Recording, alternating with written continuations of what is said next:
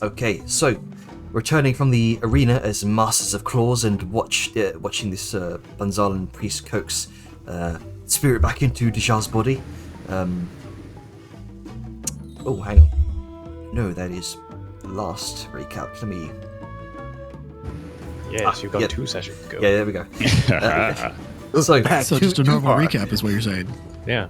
So, at Varesh's estate, after you claimed victory over the Ring of Claws, you collected platinum slats and celebrated. Angus cooked a feast, Etheria and Liska tended the bear cub in Raugul's Grove, spoke quietly of long lives, duty, and Valdmir's future. But in the deepest night, Vellum jolted awake into a velvet dark visitation. A black petal bloomed into thorned vines, and a shadow-wreathed silencer with ruby-slit eyes claimed to be Valdmir's true mother and legal guardian from Savant's Prospect. She flaunted intercepted papers, threatened Liska's reputation, and promised centuries-long retribution. Vellum defied her. Etheria sensed the darkness in Vellum's dream and roused him from sleep. Black Rose crumbled to nothing. At breakfast, behind Dejar's wards, you shared the dream and set new precautions.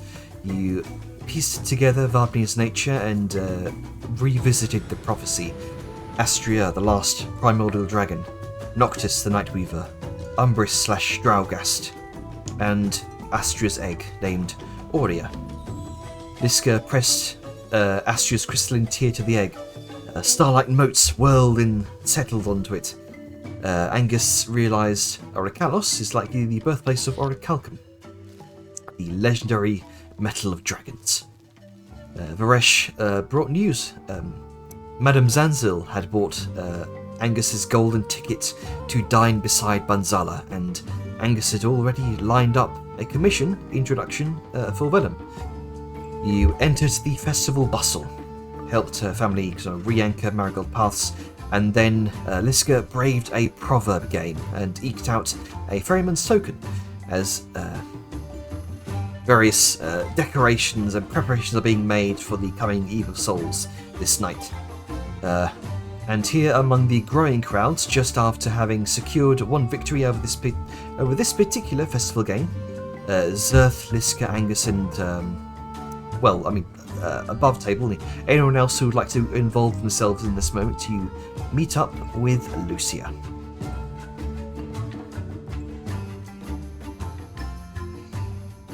Alright, let me bring you over to the appropriate map.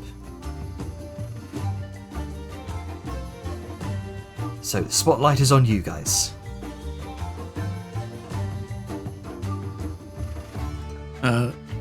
Liska's just gonna be like, I got a little sculpting.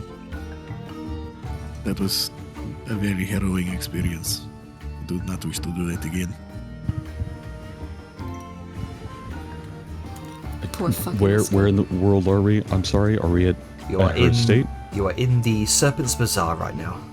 The bazaar itself. Yes, I imagine Angus kind of gathering supplies and ingredients for the feast. Oh yeah, he's got Mikey. He's carrying like a giant basket and like a platter on his head, just full of goods. Angus has all the sacks. Well, that little skull you got cost you not but your pride, lass. Good try, though. Liska gives a thumbs up. Zerth is gonna come up and put a hand on Angus's shoulder. So Angus, I'm guessing that you're gathering supplies for the feast tonight? Oh, indeed I am. I'm trying to make, 3 main meals is my idea. And first off is a feast fit for heroes, and that will be exclusively for our table. Then I'll have something that will be, something a little bit nicer for some of the nobles, nearby prominent folks, things like that. And then a large mass of feeling warm, comforting, probably fried foods just for the people around the feast. Do you have any delicious as it is. preference for what you wish to eat, lad? He kind of leans in and whispers softly, You will always get first dibs. I think it's a big smile from Zerth, and he kind of leans back down again, and it's like, it has been a while since I've had those Dunhalo eggs, Scotch eggs. It's like perhaps a little bit of dwarven cuisine in the midst of all this Tahosian food. Yes? oh, he's absolutely going to just beam at you asking for dwarven cuisine. Aye, and perhaps with a nice chilled glass of Ambrosian wine. As a palate cleanser. And Zerth's like, you know me so well, my friend. As always. Oh, and he's going to turn.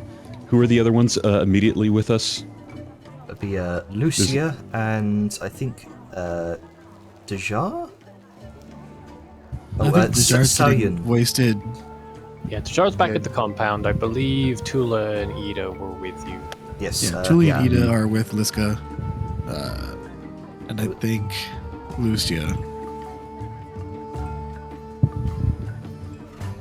And then, so Dejar will look between Tuli and Ida. He's gonna cock an eyebrow and give a little smile as he kind of like turns his head to Liska, and then back to them. And I see you are guests of our great big blue friend here. You'll be joining us for the feast, won't you?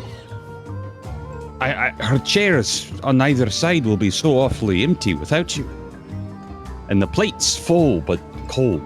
Ida kind of gives you a quizzical and surprised look. You're inviting us to the feast? Yes. Well, I suppose it would be incredibly rude of us to turn that down. She kind of looks over towards Tuli. Well, I look forward to it. Very good, very good. And He's gonna kind of hold out the hems of his little like chef's apron and his little chef's beret hat, and he's gonna look over to your girl Lucia and just say, you know, I saw a nice fancy sort of towel hat this one guy wears in his bright white fabric. Perhaps I might need to discuss business as well. If you have time, perhaps over a meal.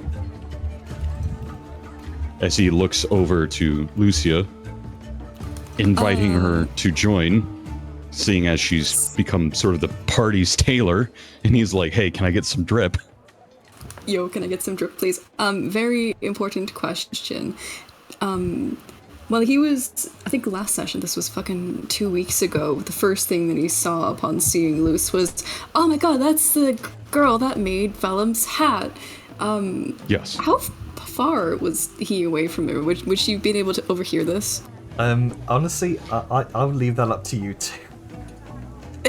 I don't recall, but for the funny factor, I'm going to say he was probably blatantly pointing and calling it out in his dwarven projecting voice, his inside voice that reverbs off of the walls. Oh god. Yeah, you probably know that he knows nothing of tailoring, but he thinks you made a very nice hat. And now here he is holding his own hat and the frayed hems of his own apron, not wanting to down-talk his quality goods, but saying, I need to discuss business getting replacements. Alright, so she's gonna politely raise her little eye spines and she'll say in reply, well, it seems you appreciated my previous work on Vellum's hat. So I suppose I could do you this one favor as well, in appreciation for inviting me to your delicious dinner. Might I, see the apron and the hat? And she'll, like, extend her hand out towards them. Oh, okay. And he's going to untie it from the back of his neck. You see where it has torn several times, and he's double knotted the links back together. Hands over the apron. It has a series of areas where you can tell the mending spell has been used to try and keep it together. But who knows how old this thing is? And it is clearly seen its share of wear. The similar thing for his little white sort of chef's beret hat. It's in better condition, but it is clearly, how shall I say, done its job as an impromptu helmet. Oh. The sort of brass golden crest of the ram is still pretty much just fine. That's well maintained. Anything tailor related is, well, lacking. Yeah, she goes and she takes her bronze glasses out of her satchel beside her hip, and she delicately places them on her face, does like the boomer, like lean back and then like zoom in, stare at all of the details and everything. She's like, yes, very nice maker's mark. I see, this cotton patch doesn't quite match this one here, and the poor hems. I see, It's a very nice piece of work, definitely built to last, although I can see where mending might be applied. I'm currently out doing a favor at the moment for my colleague, but as soon as I'm finished with that, I believe I can freshen this up for you. And she'll just give him like a big ol' grin. It would be the least that I can do for such a lovely dinner. Oh no, the dinner's just the invite to talk about future business. You don't have to do that. I mean, I intend to pay you. In coins, not just meal. Oh no, of course. That might not be the only project. So, are you looking to have this fixed up just before the feast, or perhaps afterward? Well, if you have time to get it fixed before I make the meal tonight, but that seems like an urgent rush order, not quite fair. No. I'm sure I could do something for you in the meantime. Well, thank you. Here, if that's the case, then he'll reach into his little coin bag and he'll pull out 2 platinum pieces. Hopefully this will be enough to cover any supplies and you might need, as well as some of your time. It's at that, like, her eyes go, like, immediately, like, wide like a cat's as soon as money is being pulled out, and she's like, well, I'd insist, and she'll, like, just delicately, like, pluck them out of his hands. I'll get working on that as soon as possible. Thank you.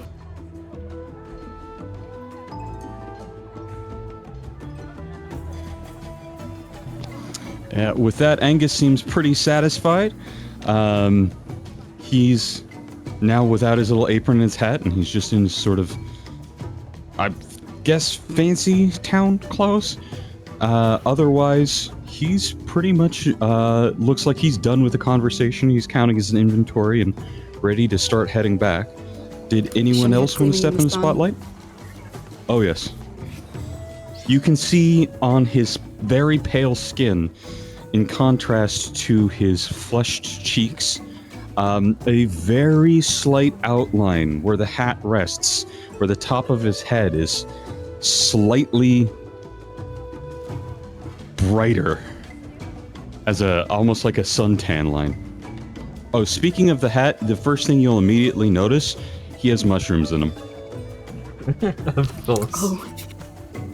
I imagine is like Lucy is kind of like tossing the hat in her hands and expecting like the seams and everything. She like plucks out a mushroom and she's like, curious kind of look to her face like, oh.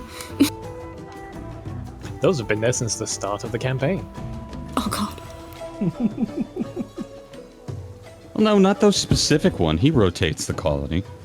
Yeah, just their He rotates ancestors. the They're colony in descendants. his hat. There's just like Yeah. slight patches of dirt like in the crevices. Right? Listen, that's where they grow best. That's why they call them plump helmets.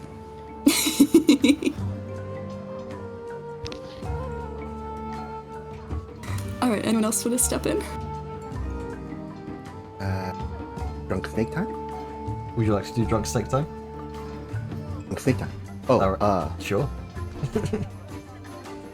I think No one else wants to do anything now. I think last time we left Dajar, she was out in the streets getting sozzled. he was. I think he got one of the trial masters' breaths, Mm-hmm. and he took her first sip. So there's that one. Okay. And I believe you successfully rolled against the con save, yeah? Yes. So Yeah. time for the second sip. Okay. Here we go.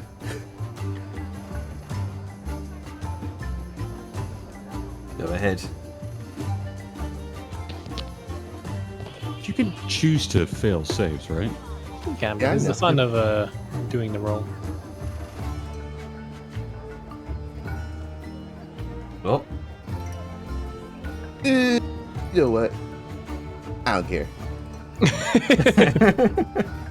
just Methinks that was a rolling failed with roll. it. Rolling with it. So, the bottle itself is kind of cold against your palm, beading with the sweat from the evening air. You kind of tip it back. You feel the burn roll down your throat. It's sharp and familiar, like the echo of a wound that you know by heart. That heat of the Trimaster's breath blooms in your chest. The noise of the surrounding city softens at the edges. Laughter, clinking cups, the distant murmur of hawkers, merchants hawking their wares. All of it kind of blurs into that gentle hum, and for a little while the memories are dulled. The faces, the past mistakes, the what ifs, they all drift a little further away. You take that long pull, your coils loosen, your shoulders sink, the world feels slower, kinder and more distant. Although, there's that lingering thought, this isn't fixing anything, but today it feels like enough, that it just sort of quietens everything. And for a brief moment you see flashes that go by. Small flashes of glimpses of memories half remembered. That moment in the cave in the barrow. Nazara's withered finger pointed towards you. A flash of red, crimson, blood red light. And your vision fades. Before you come back to some semblance of awareness of your surroundings.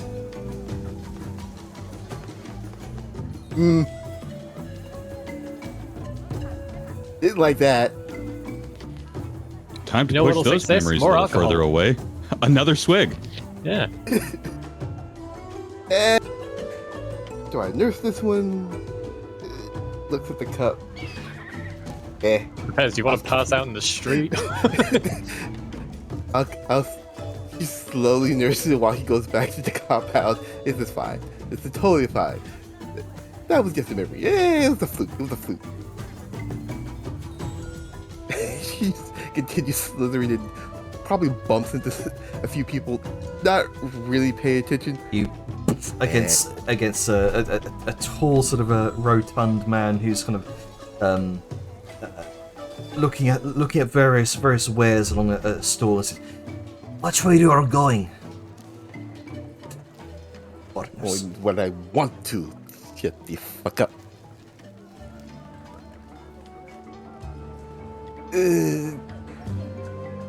and continues tries to go back to the to the compound. Warbling and swaying as you make your way like a not almost like a sidewinder snake, just trying to fumble and maneuver her way back to the Mascot estate. Is she gonna find her way back, or is she gonna have a drunken lost adventure? I mean, A quick drunken adventure on the way to McDonald's turns something who knows? far more.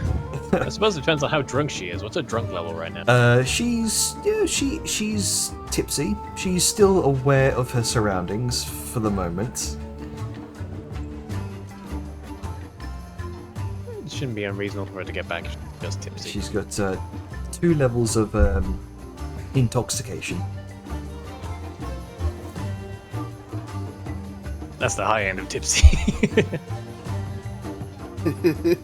Don't worry about it. It's fine. Yeah, once you reach level 3, you get drunk, and then you might have a harder time getting back to the compound, to the estate. All right, make sure you get back before you get that level. Let's see if she doesn't fall into the water first. Sploosh. Floating down the river. And yep, goes. Tries to find the tower. Probably goes in the circle of the compound just probably once. Oh, there's the tower. Yep, there you go. How did I miss this? He says, drunk. It's fine. Hey, Velo! You there? Drunkenly shouting outside. You hear the slurred hisses of Dejar from outside the gates. Okay, so just to clarify where Velen would be and what he'd be doing, he would want to be working, but is Etheria going to insist on babysitting? She's babysitting Bellum at the moment. So if he expressed a desire to try and get some kind of work done, but he clearly was hesitant due to the dream and whatnot, what's her response to that? Are you like forging in front of the tower? It's jewel crafting, so it's not gonna be. It's gonna be like he's gonna, at most, go to the lower level, since that has like a surface he can work on. Yeah, there's a proper workshop there. Yeah. If you're worried about her being an eyesight, I guess she'll probably just like have Fatima kind of like balled up in her lap, and she'll just sit by there.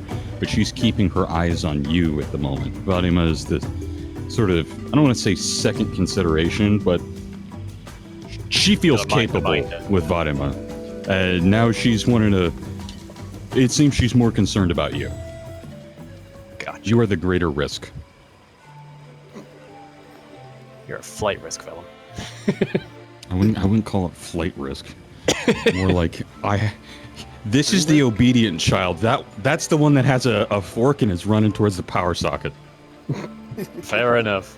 Well, yeah, he'd be on the lower floor of it then, so he'll get up from what he's doing, take a glance to see, like, towards the ladder where the hatch to the second floor is, or, like, wherever Etheria is lurking. Hooves gently kicking as she's sitting through the hatch. Like, Probably just... yeah, she's probably just humming some little tune. It sounds similar to a lullaby to Vadima. Well, he'll sort of see, like, okay, Vadimir's fine, and then he'll head for the door and hesitant, like, very carefully open. Not like, just like, oh god, but he's mindful of, like, there's only so many ways to get in here. This is one of them. It could be somebody using Dejar's voice. That level of paranoia. And so he just sort of peeks out a little bit in the crack of the door, sees that there's a drunk's neck. Yeah, Dejar, what do you need? I wants to pick your brain.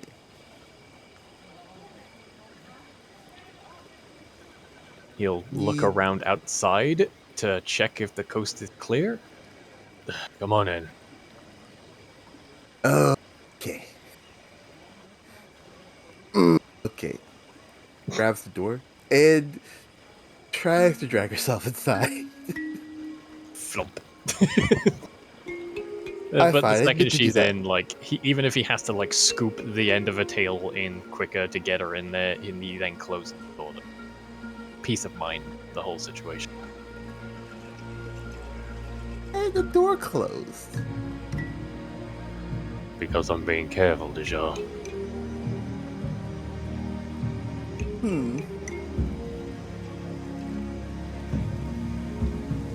Is this dealing with the dream? You're drunk, aren't you? Yes, I am. Yeah, it's to do with the dream. I'm taking every precaution.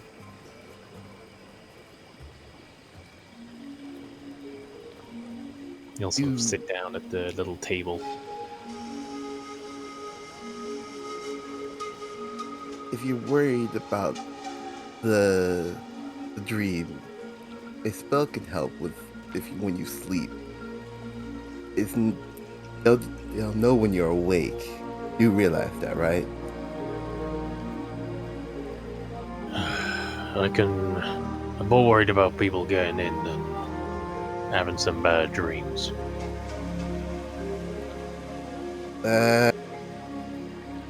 Alright.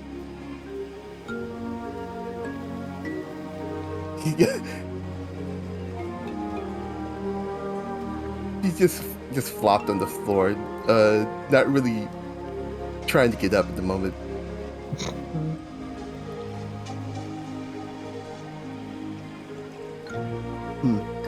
So, you wanted to pick my brain, was it? At this point, he's Yeah. turned himself on the stool to face Floor Snake. Props himself up with an arm.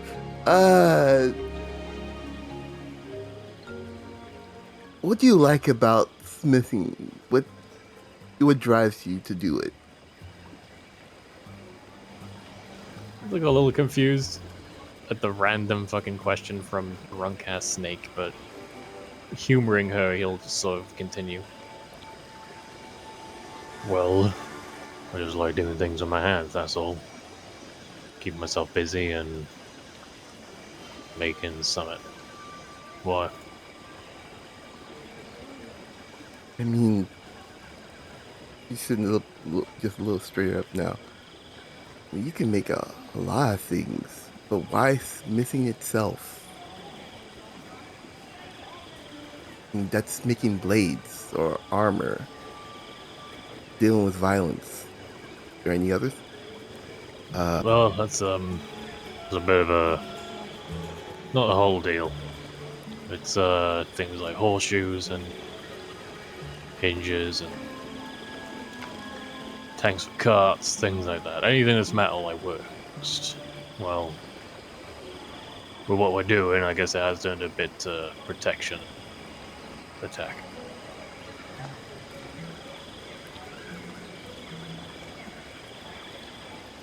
So, you're pauses for a moment. Like he's considering something. Their eyes rove. So, your purpose is just making things, no matter what it is. And that's what you like about it. Well, yeah, I mean, I'll admit it's all I really know, all that's available for me to do, but let's take something that could be anything, see the potential in it, and take every step to make it what it could be.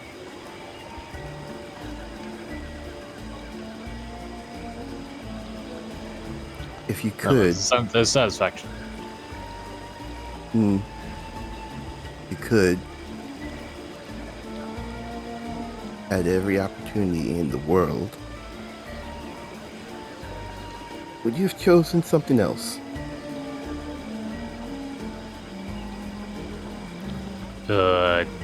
Don't follow.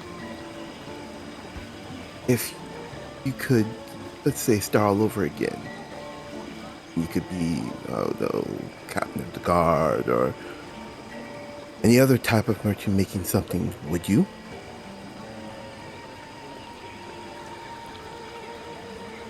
Well, I don't really think too much about what ifs. What ifs don't really change anything. It's not about what. If you couldn't be a blacksmith, what else would you be? All right, I'll hear you. He sort of tilts his head back, looking at the ceiling a little bit. I don't know, if I didn't have to deal with the whole baggage of what I am, that made it hard for me to do anything in the first place.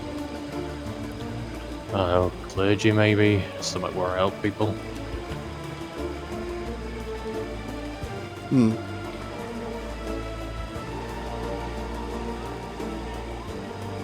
I've done anything to escape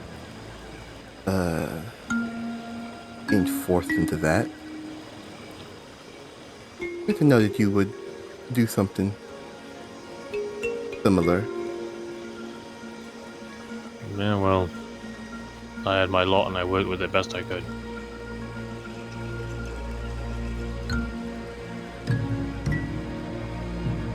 Do you consider being a merchant and a blacksmith your purpose? It's what I want to do in my life. Goal out of purpose, I guess, is just a goal that I want to reach.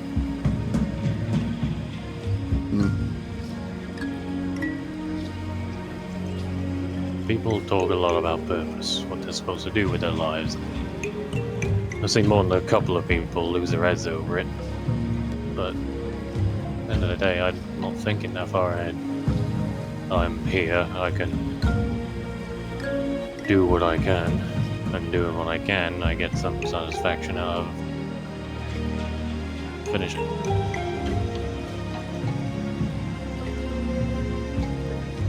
Me is a little. Whoa. You catch yourself on one of the crates. Whoa, okay. Less about thinking ahead, more of trying to find what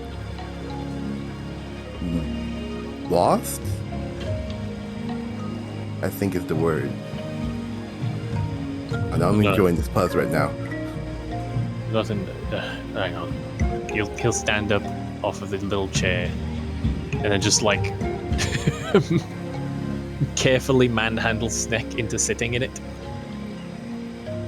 because she's clearly about to fucking fall over. You catch her. She was about to face plant hard floor again. Do you resist? No, he is absolutely. He said she was enjoying the buzz. So right now he's just enjoying the moment. There, you won't fall flat on your face. Anyway, nothing about Thank you. anything that's lost. It's just I feel accomplished when I do these things. So I do them until I don't need to do them anymore. Everything else just take a day at a time. I'm saying it's more about me being lost, but yeah, I can go either way. Right, if this is going to turn into a private conversation, do you mind if he hooks a thumb over his shoulder to Etheria, just legs kicky, humming? Oh my. Yeah, I mean, her legs are sticking out of the second floor hatch down into the first floor. I'm not sure if you're outside by the gate. No, that you would see that. They're on the you lower came in? floor at the moment. He lets Sneck in, and they're talking in workshop area. Ah, yes. Oh, she's just humming, minding her own business.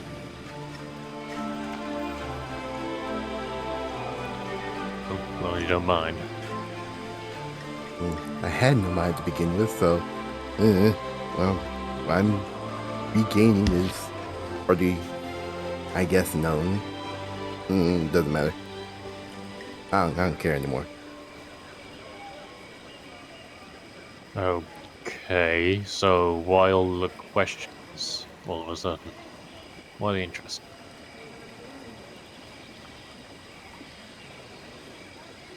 I'm trying to gauge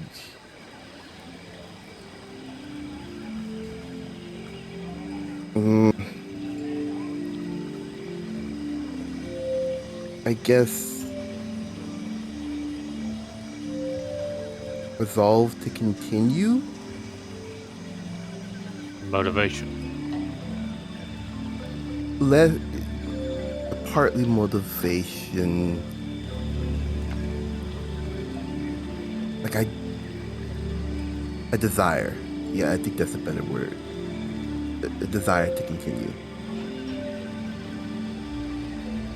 Keeps you going. Right now, I'm just here. Well, don't knock just being here. You can do a lot being here. Like, what? I am literally. I'm saying this in the fact that physically I can't do anything. I am tired, weak, and I can't even get straight to do any jewels. So there are times when you need to rest. That is one of them. And if you push yourself too hard, you need to rest for longer. Any cross will tell you. Look, if I've learned anything, is that you can plan for the future, but the only thing that holds real potential is the moment.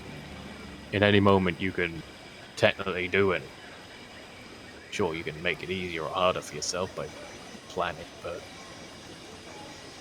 there's a lot that can happen in a moment. As for your drive, your desire to keep going, it's kind of more on you than anyone else, but I just take it every moment at a time, every day at a time. Filling the day with what I can do, and if it makes me happy or not.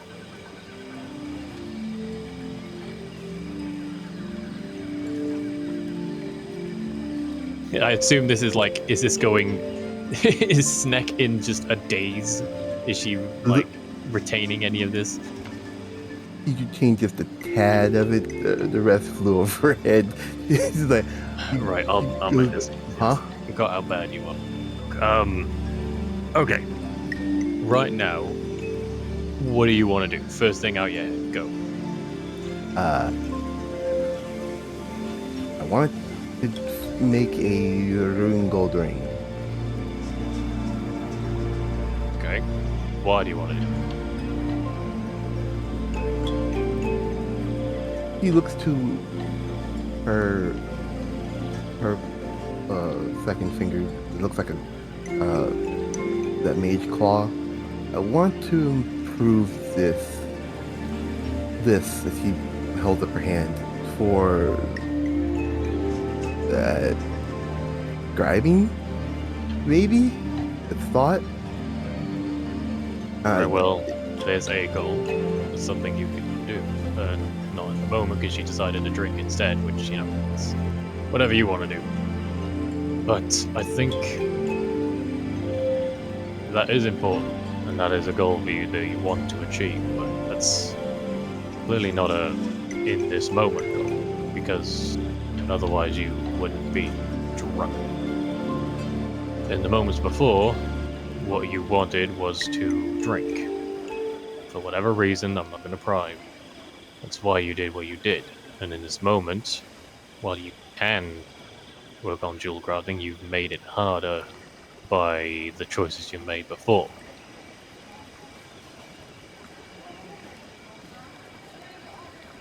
Is that making any sense? Yes.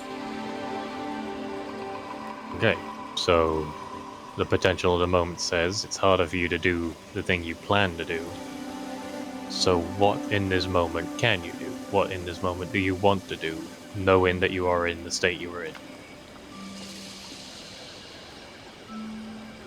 No thoughts, just blurt it out. Instinct tends to be the truth maker.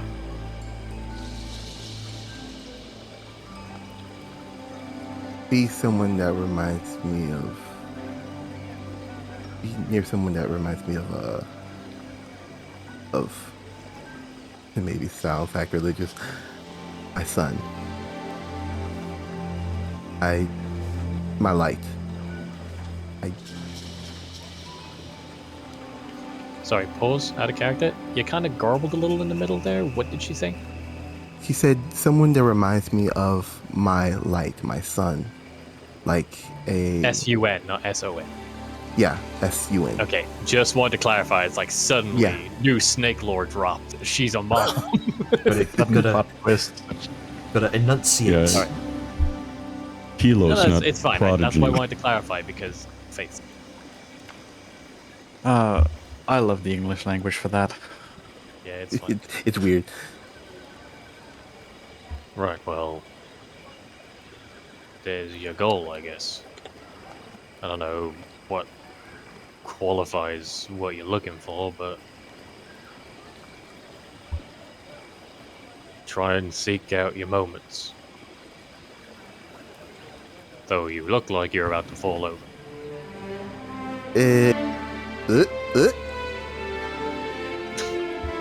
What was that? Was she actually going to fall over? He was.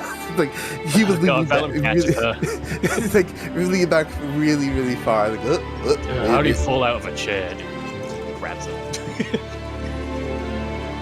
Very skillfully. Right. He looks around a bit.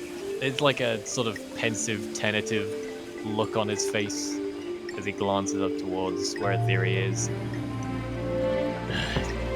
Etheria, do you think you could watch Vladimir while I go sort her out? Oh, don't worry. She's here. I got her. And she kind of flips a little bit where there's a blanket where essentially she has her kind of like swaddled and tied around her. I got a good grip on her. Where relief on his face. Still, where are you going? I'm gonna either put her to bed or sober her up. Whatever I can manage to wrangle out of her. I shouldn't be too long. Well, as she like sort of kicks the ladder, I don't think you'll put her to bed here. Yeah, no. All right. I didn't. And she hops down.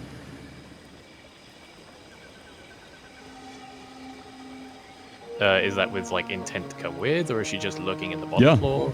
And she's just kind of looking at you for a moment. It takes a moment, but it sort of clicks in his head. It's like, oh, could you maybe stay here? I'd feel better if Vladimir was in the most secure place. She's just kind of gonna look at you for a moment. Excuse me. She lets out a big sigh. And she is going to... Because are we inside the bottom floor? Yeah, bottom floor where all the workshop stuff is. You have dark vision, right? I think so. It's been 2 weeks and I've somehow forgotten if I can see in the dark. I think I do. Yes, I have 60 feet of dark. She is going to close the little front door and just grab her skin of water and quench whatever coals or flame there was in making it dark. So it is darkness where she is. Mhm. And you visibly watch her turn invisible. You cannot see her. Just poof. I can't tell if that was an agreement to staying put or a confirmation of like, if I go, I can just be invisible. Lol. Yeah, no, she didn't agree with you. She's She's showing you something. And you know what? So Snake doesn't get worried. She's gonna lean in and speak something softly to you. I think you need to understand. I am a very dangerous person. I'm not a threat to you, but I'm very dangerous. There's a reason I have her tied, so I don't need my arms to hold her. I'm not worried about her. I have her. I'm worried about you, as there's a little poke at your chest. He's a little disoriented, especially because sudden darkness and sudden vanishing of person with child. It's kind of like he went into a momentary panic state initially. And then she'll the, see the like, expression voice and open came the and- door and let the daylight in. Sorry, it's bright now, Dejar. You're like, oh, this is Flashbanging nice. My Dejar eyes don't hurt. Ah, my head. I get that. I appreciate it. I'm a grown man. I can take care of myself. I can manage a quick trip into the building. However, I would feel a lot better, a lot surer of what I'm doing if I knew that my daughter was in the safest place, in the safest hands possible. I'll be okay, I promise. And he's gonna not very slowly, but slowly enough to not startle Etheria. He'll put a hand on her shoulder because he knows how she responds to that if it's a little too quick. If it's a little too quick, she normally gets very defensive, but she just kind of sighs. Vellum, you really need to learn something about compromises. But I'll lead by example. Don't worry, I know you're All right. dangerous, and I know Vladimir will be safe with you. And honestly, maybe it's good for me to get a bit of fresh air as well. Oh yeah, I just didn't want you to have to not only be alone, but have, the burden of being the sober one. That's not It's fun. fine, I'm not alone, and honestly, he hefts Snack up, arm over shoulder, heft. I think the most dangerous one to anyone here is Dejar, and she'd like this. Are we That counting is a to try. herself? Debatable. I have you know I am strictly fine. And just as long as I don't use magic. That's good. And she just- As long as the mage doesn't use magic, everything's fine. Yeah, it'll be fine. Don't And drink and he's cast trying filth. to smile. He's trying to smile to sort of make some levity to the moment. He's trying. God bless him for trying. All right, sonny boy. Go do what you gotta do. I won't be long. I can't sober her 40 up, I'll put minutes. her to bed. She just sternly says, "You got 40 minutes." And then I'm leaving to find you. Who knows? Maybe I'll have to follow a trail of black petals, get you taken in the eve. But she's trying to make some kind of joke about it. Oh yeah, but he tensed up immediately. Mm-hmm. Bro, Char just feels the tension. Why so tense, bro? Chillax. I shouldn't be gone that long. follow you. As how agreeable Miss Majir is being here. He'll lift her up off the seat. Oh. Right, let's go. Go sort you out. Fine. He'll take her out, but then close the door fully behind him. Because I think roof hatch, Etheria still has access to. She's got permission to open doors and shit. I think, yeah. She just did it. Yeah, so I don't think you can fully close or lock it because Angus has the ability for it to be totally open or closed. There's no way to do it otherwise. Oh, so I mean like door shut, but So, not locked. I don't think you can even. Well, maybe. I'll say that we can. Otherwise, that'd be gimping roleplay. Also, it'd be a little weird to have the door ajar at night where enemies could slip in. Locked and closed are two different. All right. Okay, so first stop for the snake train. I can do this in text chat if we want to move to like more Angus stuff. Yeah, that's fine. Yeah, I mean, sure. We can do that. is there anybody else that wants to step in? I mean, Avon hasn't had a chance to do some of his pointed things. Make sure everybody gets a chance to play. I've been in multiple scenes.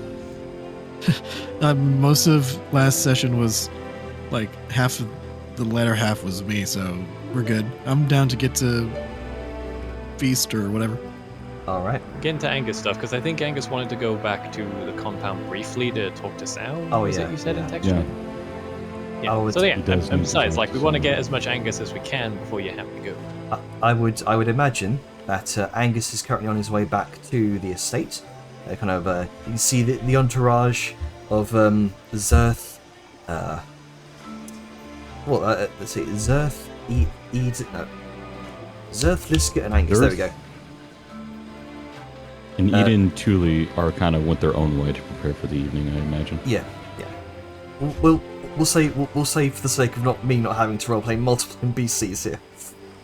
Yes. All right, so Angus, Zerth, and Liska making their way back to the compound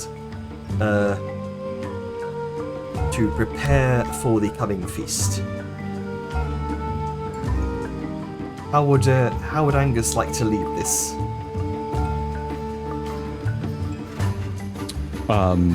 So wait, we're making our way back. Well, I imagine you've literally just arrived back at the estate. Oh, okay. Sorry, the context confused me there. Yeah, no worries. Because he's kind of deep in thought. He's got what appears to be almost like a small piece of like rolling paper, like for tobacco or something like that. And he's trying to like get it at certain different dimensions of a cylinder. He's pinching it to making it shorter, tightening it up, trying to make it more narrow or wider. He's clearly unsure with some kind of measurement. As he kind of looks around. Has anyone seen or knows where Saoyun is?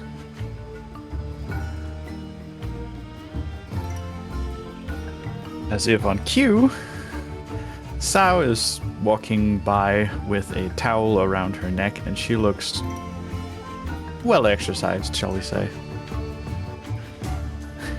Somebody Oh. said my name? Well, hello. Ah, Kind of like glances for a moment. Is there a sauna here? not that I'm aware of. I was just working out. I won't ask. Well, maybe later. You can see There's a look. right as you say that, you can see Varesh making her way through the courtyard, and she's carrying, looks like this along with a few assistants, carrying this sort of bundle of sort of rags filled with what look like ornately carved remains. We do have we do have a pool in the back. I would ask that you keep it clean. It is shared between the guest house and my estate. That does sound cozy. And she continues on across through to the back gardens with these bundles of remains. So, Hmm. you were looking So do you for think me. that was Grandma or Grandpa? I'm gonna wait your great-gran. Not sure which. Okay, that makes sense. Matriarchal society and whatnot. Yes, I need help with this. And he holds up this like hollow small cylinder of like paper. You can see he's pinched it a couple of times trying to get it to different dimensions. It's like smaller than your pinky. She sort of bends her knees down and looks at it at a more close up and just. What are you trying to make? Because my first thought was something like a firecracker. Yes! Actually. Eh. I don't know, how. I can make a hell of a blasting charge if you want to blow a hole in a rock and do some blast mining. But I'm trying to get more gas and poof and less boom and death. Well, for starters, you'd want a slightly thicker paper. Smaller charge, definitely.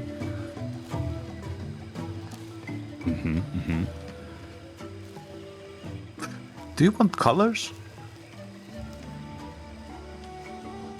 I hadn't even thought about that.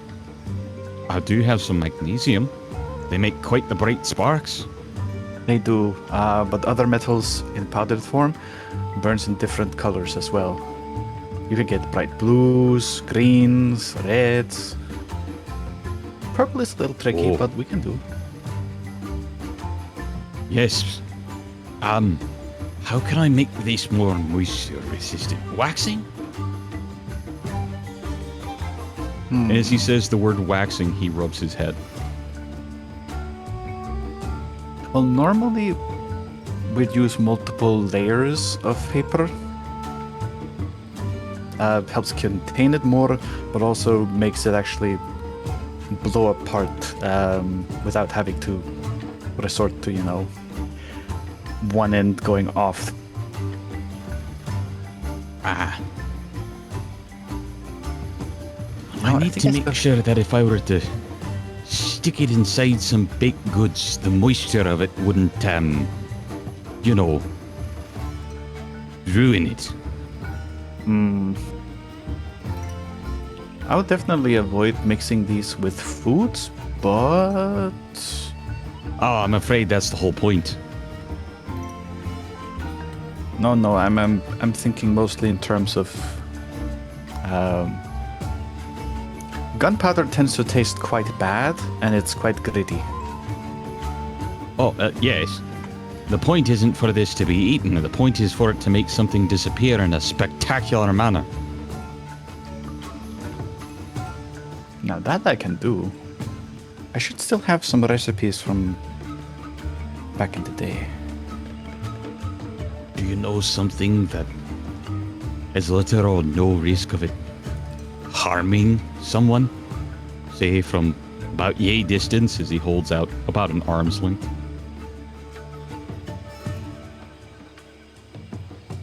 Okay, so I have actually tried this before, but Uh-huh. I decided against actually putting it into practice. It was meant as a prank for my brother, but it sent food everywhere. That's what I want. All right. Loud and showy and flashy and hopefully not as dangerous. I can try and tweak the recipe, but I will have to ask you, what are you putting it into? Birthday cupcake.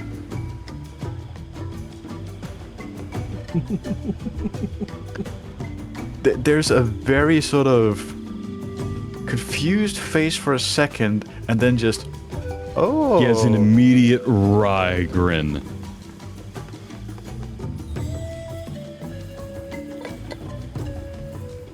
You are devious.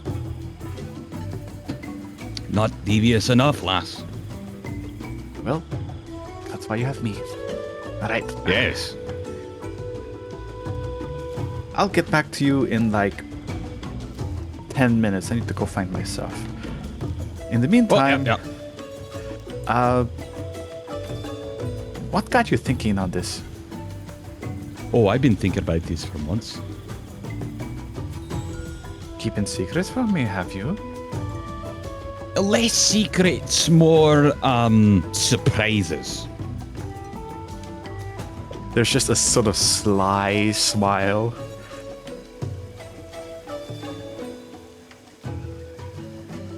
You're gonna love this. You're going to love this. And off Souse scutters and will likely return in a short bit while. Not quite the 10 minutes, but you know, never know. So I'm not even going to ask you to roll anything. Yeah, you are a 13th level artificer. You're effectively making like a magical firecracker. You can just use a magical tinkering and maybe some prestidigitation to make this thing. I already have literally everything I need. Yeah, exactly. I'm not even kidding, Janner. Material-wise, I already have everything I need. Yep.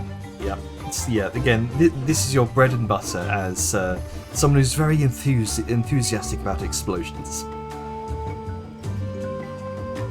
Yeah, this is beyond 101. This is what you learned screwing around as a kid. Yep. This powder and that powder makes a loud pop. Mm-hmm. Hey, in a culture where firecrackers and other celebratory fireworks are kind of a big thing, and you have a curious That's mind, why you went to her. I'm just saying. Exactly. So yeah, you can just make this with ease. Give it like maybe like half an hour or so. Yeah. Eventually, she does return, and you can see she didn't even change clothes or removed the towel from around her neck. And she's just flipping through one of her notebooks. All right, so I did mention color, right? Yes. All right. Depending on size, you can get maybe 1-2 colors. Bigger package means more you can put in. So I will need dimensions, both for the cupcake and for how much you want it to spread. Any kinds of things. Spread. Sorry, I got lost thinking about butter for a moment. I say dimensions about yay big, yay so, as he starts listing things off. He'll even get a small little, like, baking sort of tray that'll use, for example, it's going to rise this high. Give you all the little technical bits you'd need. It seems he's wanting this to basically fit within a little candle, so he can light a fast wick for a candle that will actually set off a hidden charge. It seems he only needs the boom to go, like, just a couple of feet. He's more looking just for it to be able to explode the goodies of a cupcake out, rather than to, like, be great pyrotechnics. Mostly gas, a little bit of color and spark would be fun, but not required. I was just grinning from ear to ear, just, oh, this is gonna be so much like the old times. I'll see. Okay, so for the color, we could dip the wick of the candle with powdered metals. Not a lot, just enough for color. Keep the charge actually hidden inside the cupcake. And use a faster wick inside the existing wick to reach it before the candle goes out. Oh, so the outer shell burns and look normal, but there's like a hollow bit inside. Exactly. Devious. You'd have maybe 3-5 seconds from lighting Oh, that's it. perfect.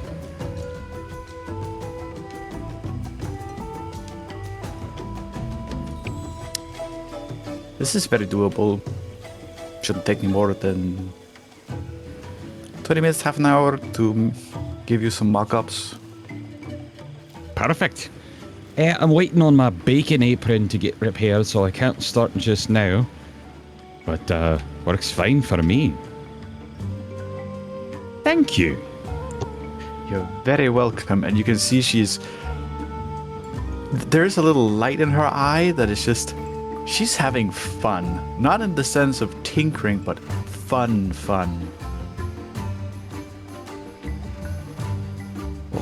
And I've told you, if anything ever happens, I want my remains sent back to Mountain Home, right? Pause, record scratch. She looks down at him. That is a twist of a conversation. But I understand. Perfect. Listen, any good joke, you just have to have that bit prepared, you know? You know what? Fair. I have to ask now, who are you pranking? Banzala.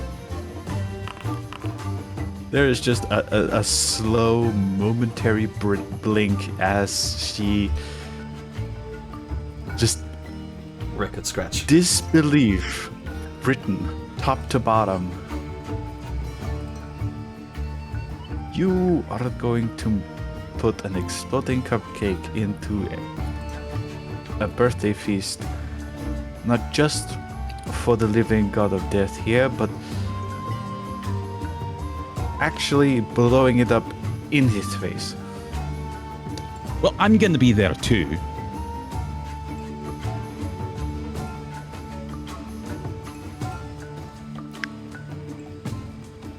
It's not a good joke if you can't count yourself in on it.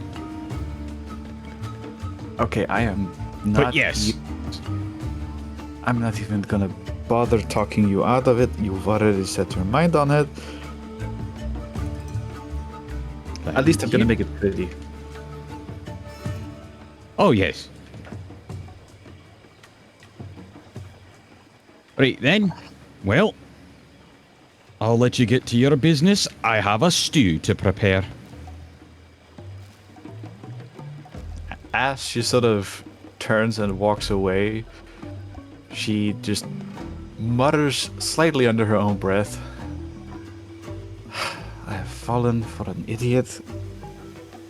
And he matches the idiot I am.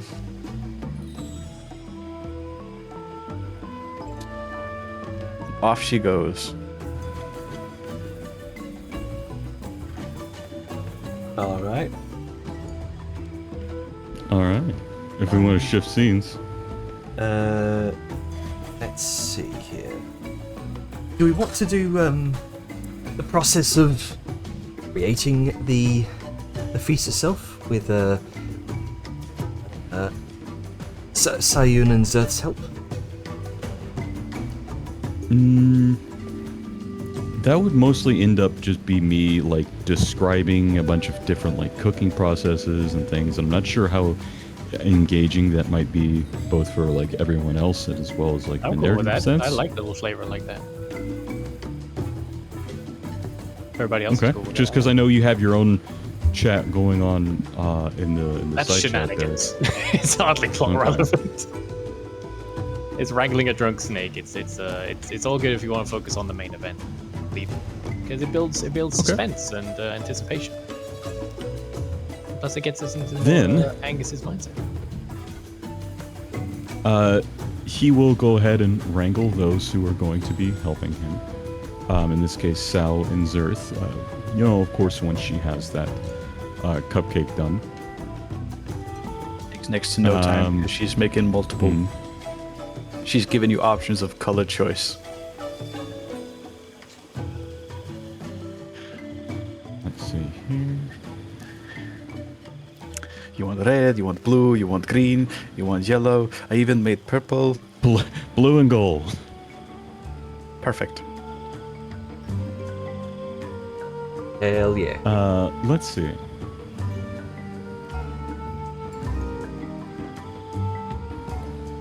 So he's going to start by casting a high-level spell.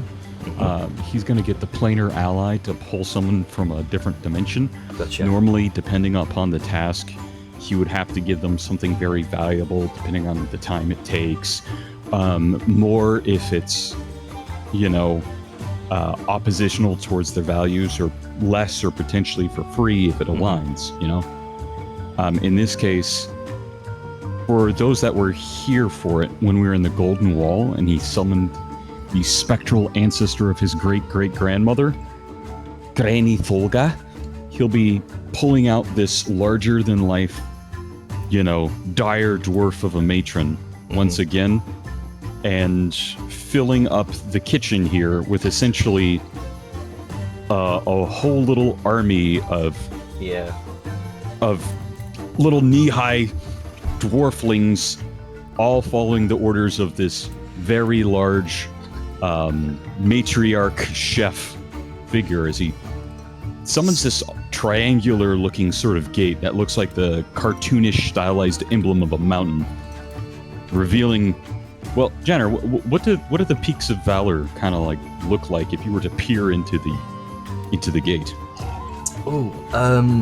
Like this like rising peaks above thick clouds, all sorts of different strange biomes created in this this shelf-like tiered orientation that sort of ascends up the mountain itself.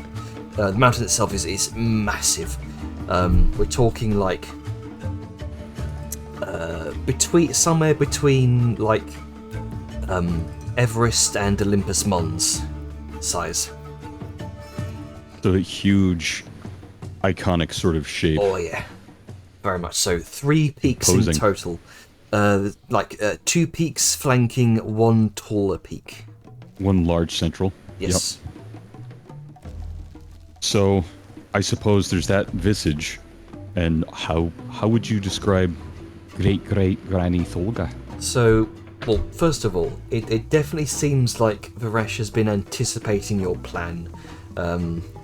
When you initially I imagine, told her. he would have talked with her. Yeah, and the moment you step inside Varesh's kitchen, it kind of feels like stepping into this sort of hot, loud, kind of very alive atmosphere. The room it's large by household standards, but far too small for what you probably intend to coax out of it tonight. The walls kind of polished volcanic stone, clay stoves glowing this sort of orange, copper pans hissing, braziers spitting and crackling, bundles of fresh herbs along the ceiling hooks, drying in the rising heat. But the true chaos here is the people, servants, mortal servants, human servants of Varesh's kitchen, rushing back and forth with baskets of produce. Meat is being butchered on a stone slab by 2 strong-armed sous chefs who keep glancing nervously at you as you enter, probably for cues. Someone is desperately trying to pound dough with a mortar the size of a child's bath. A pot is moments away from boiling over. A spice bowl kind of tips sideways, scattering red powder across the floor in a fiery arc. It definitely seems like everyone is working, but no one is working together. And the moment you enter, the room practically just stops breathing. And then as you clutch that your holy symbol in your hand, Ulga enters the kitchen. Not loudly, not dramatically, just in this shine of golden light. She enters next to you, this stout, sort of broad-shouldered dwarven grandmother in a soot-stained apron, sleeves rolling up to her elbows, hair braided back with this copper wire. Eyes glowing like embers. She kind of itches a bit of stubble on the side of her cheek. Kind of steps into the kitchen, cracks her neck. Hang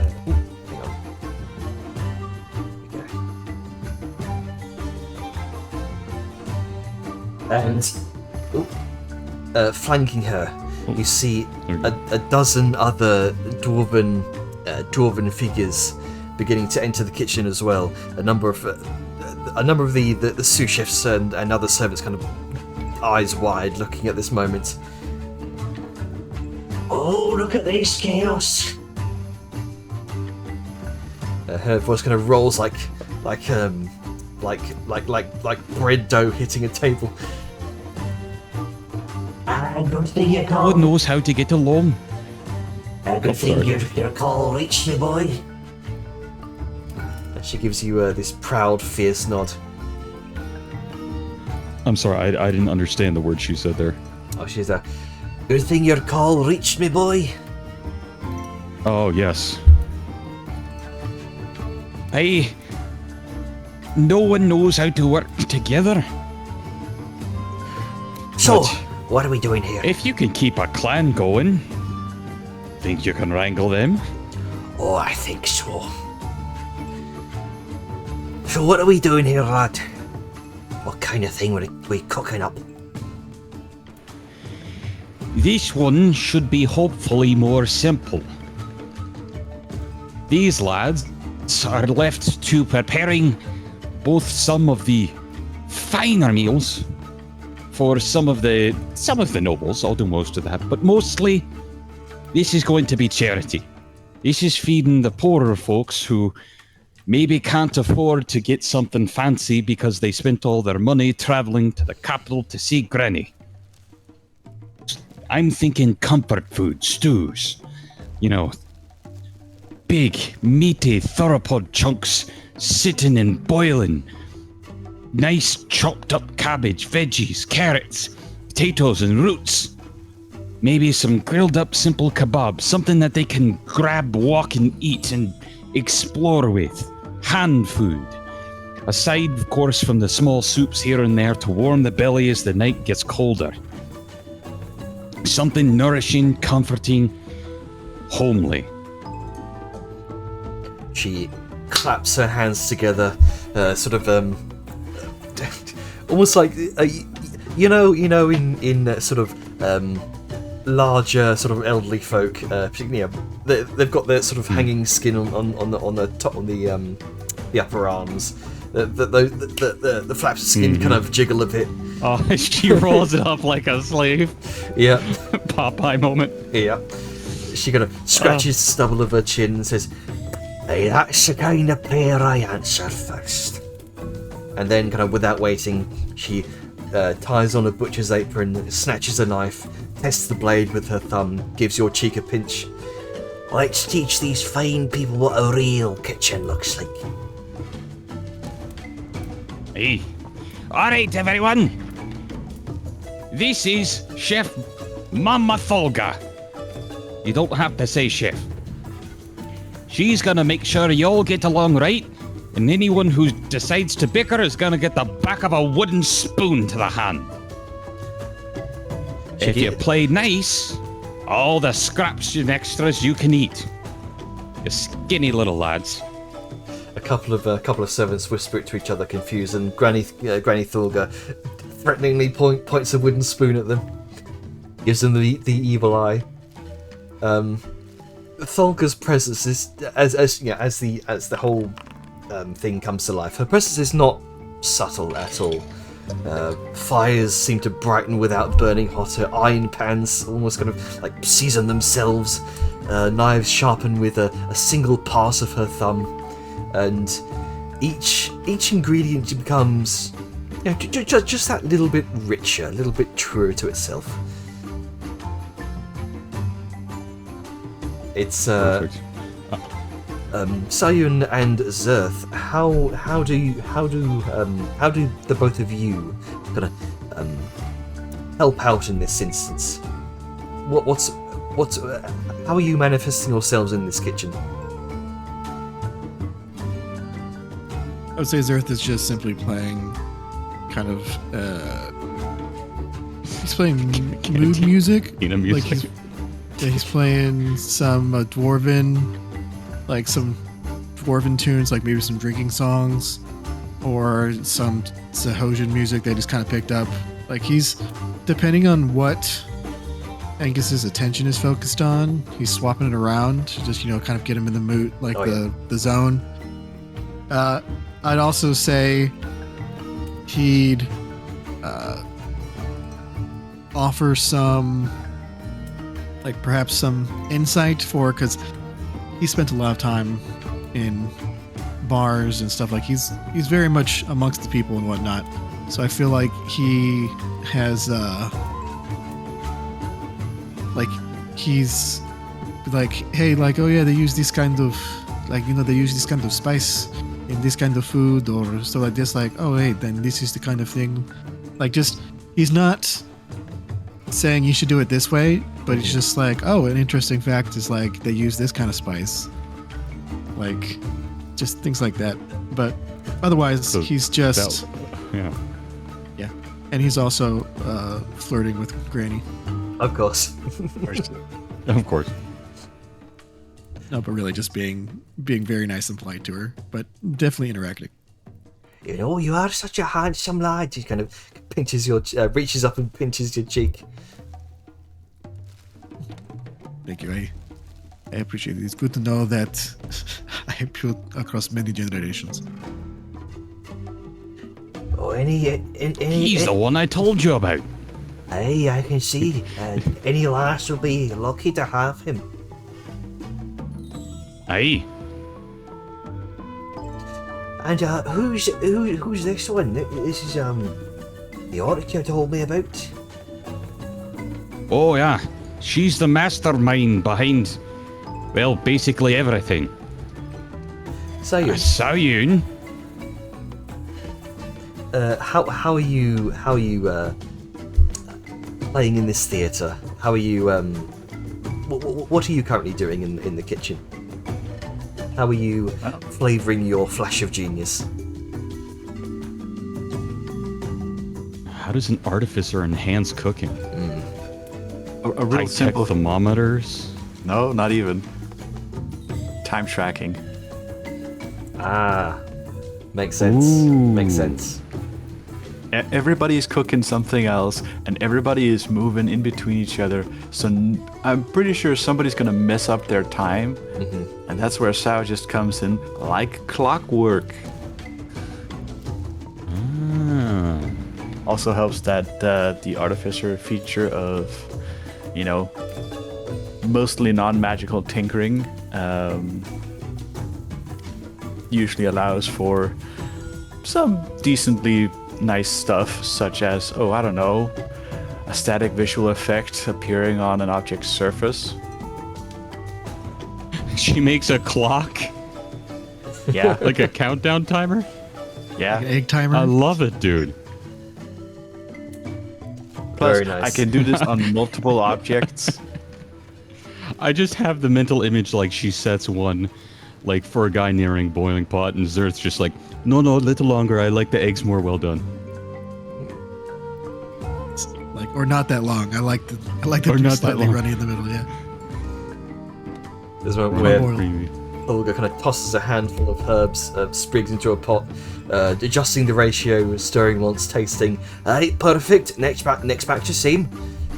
Two servants nearly collide with carrying pots. Thulga shouts, "Left!" They both exchange this brief kind of look towards each other, and they were both returning to work. It's just this, like, organised chaos, gradually, from your collective efforts, becomes pure organisation. This kitchen becomes a machine, an efficient machine. Zerth keeping the rhythm with the music, Sayun managing the times, Thulga acting as like head chef, Angus as like second in command here. And effectively, this will be the case throughout most of the day, I'd say. Mm-hmm. How does Varesh respond to not only just the spiritual presence on that, but like how her kitchen is totally transformed? She is beside herself. She's never seen such a flurry of activity in the kitchen before. There's a bit. She kind of grasps the small necklace of Banzala's symbol around her neck and brief prayer to herself, just hoping this goes well.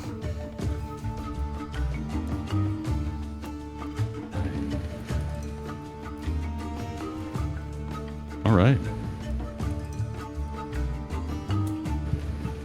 Right. So, does anyone want to say anything else before I suppose we move on towards the night, where the kitchen is slowly beginning to sort of simmer down, I suppose, pun not intended. But yeah, anyone else want to do anything? No, but now you got to be thinking about slow cooked stew the night over. Mm-hmm. All right. I already ate and I'm hungry again. I'm not. I don't Angus yet. does that to people. Dejar and Vellum, do we want to bring this to the forefront? Nah, it's silly shenanigans Okay. are probably mostly done. if Spice is alright with that. It's sort of I'm in the back. sorry. No, so you can go ahead. I was just saying it's really fun. Yeah, I'm good to go for it. All right. Yeah. So, let's see. I'd imagine for the meantime, maybe Angus is holding back here, sort of making the final preparations for this feast. And there's a spare moment where everything's on the simmer, readying it, just ready for the moment where you can present it to the penultimate moment in the Eve of Souls. And there's a moment here where you can relax, head out into the streets, see what's going on.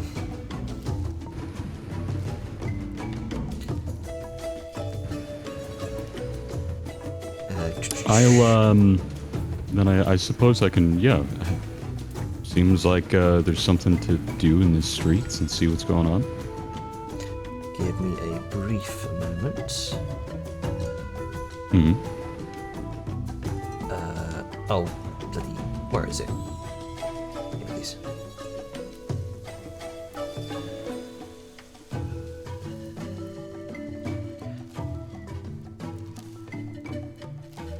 Here we go. So it would seem, as you're heading out into the streets, most of the crowds are sort of filtering towards the Temple of Death. This appears to be where the moment is happening, as the sun is beginning to set.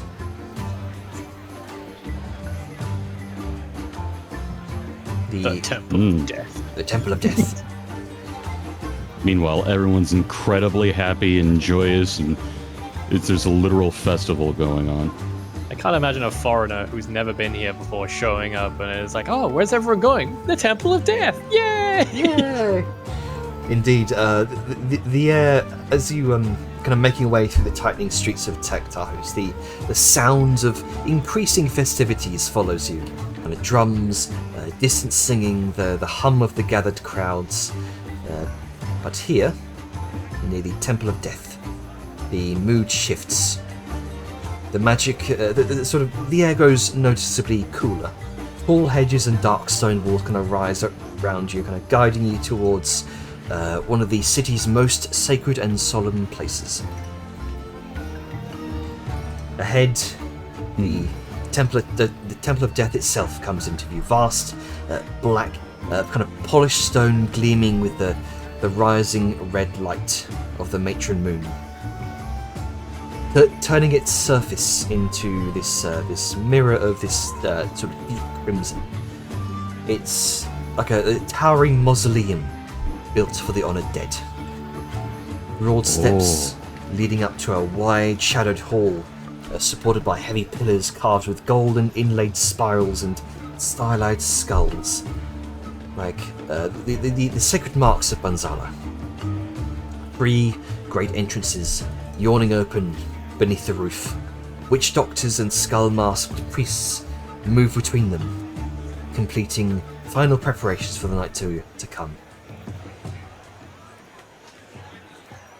And he would say, by the way, that he was heading out to basically go scout the town a little bit, check out where he's going to be setting up, and Yep. begin to prepare. So that way, if anyone's like, "Oh, but I'm stuck here," now you can leave the kitchen if you wanted to be involved with anything. Gotcha. Okay. So he checks out this temple, and he admires the sort of crimson sort of shine that you mentioned. And And the first thing that comes to his mind is Just- where's he gonna set up the fancy tables? just above table here. I'll also say, everyone, yeah, all of you here are also able to sort of meet at this place as well. This is definitely the central gathering point where people are preparing for the epicenter of the Eve of Souls to take place. So I would imagine you can feel free to also follow the crowds.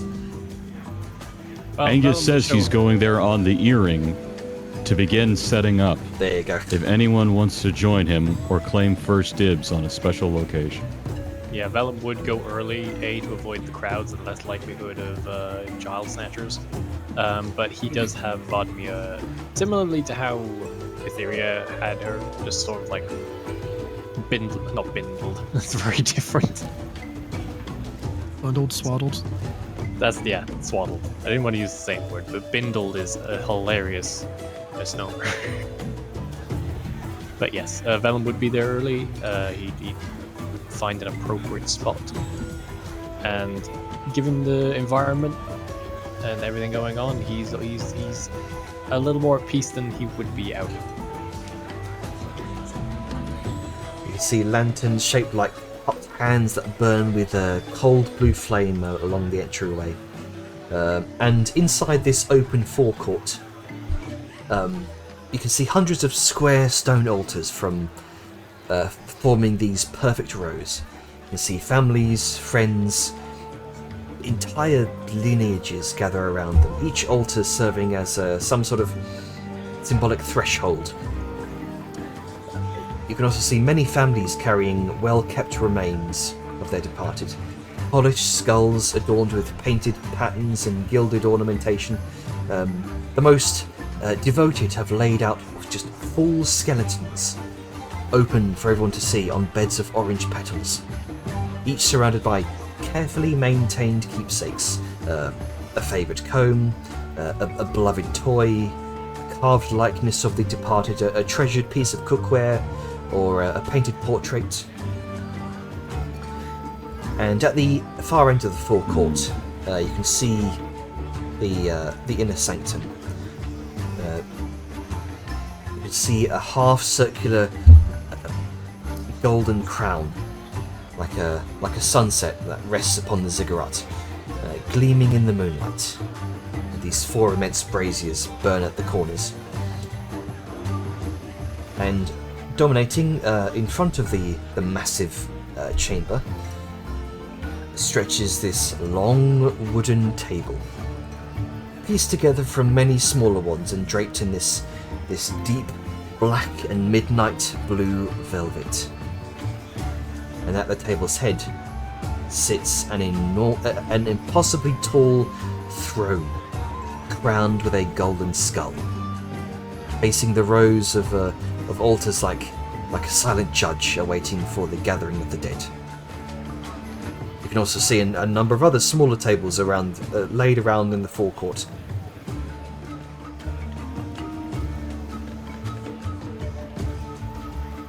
I've sent you a DM, by the way, Janner. Cool. Let me check that real quick.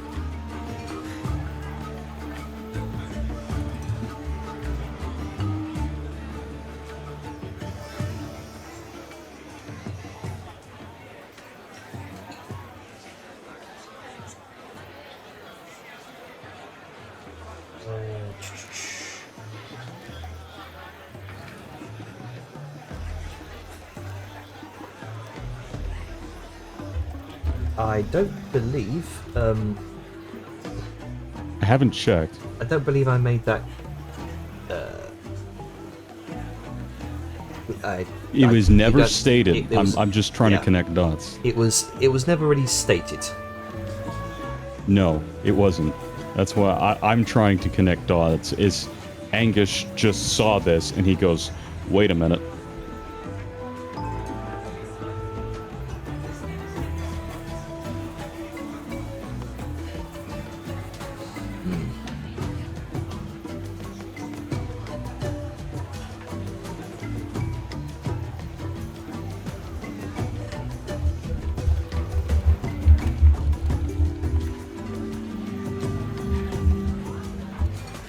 Gotta ask the big man himself. Mm-hmm. Works for me. Thank you. I don't want to distract too much from the cadence, but that's a important new addition to the plan. Side note too, I think Luce would have Angus's apron and hat ready just before dinner prep truly starts. Just as a quick drop off, maybe by Cat. Hey, there you go, all fixed up and cute and everything. Hooray! Edges flattened, ironed, crisped, washed, all looking neat and whole and not in patches. He puts it on instead of it sagging, unstarched and limply to the side like a beret. It's like standing up tall like a proper chef's hat. Oh yeah. It's all like nicely rigid. The apron is like smooth and soft, like all like wrinkles like cleanly carved out. The hems are like nice and neatly trimmed. Fine and I love it. Proceed. Alright. You also see, among the gathered priests and witch doctors, at the front side of the temple here, during various preparations, there's a familiar figure that stands out immediately. Talali. Attendants move around her with careful, practiced reverence, painting through these deep purples, blues and blacks around her golden tattoos, and wrapping her in layered silks of crimson and obsidian. Gold-threaded cords drape across her shoulders, marigold blooms rest in her hair. It's like each moment here kind of feels like the part of some sort of coming invocation. And near the steps of the inner sanctum, Death Speaker Tawani glides forward atop her hovering stone dais, marigold petals kind of swirling in her wake. The crowd sort of part instinctively as she drifts towards Talali's side, and there's this warm, wrinkled smile. She cups Talali's face in both hands, speaks some soft words with her in their shared tongue.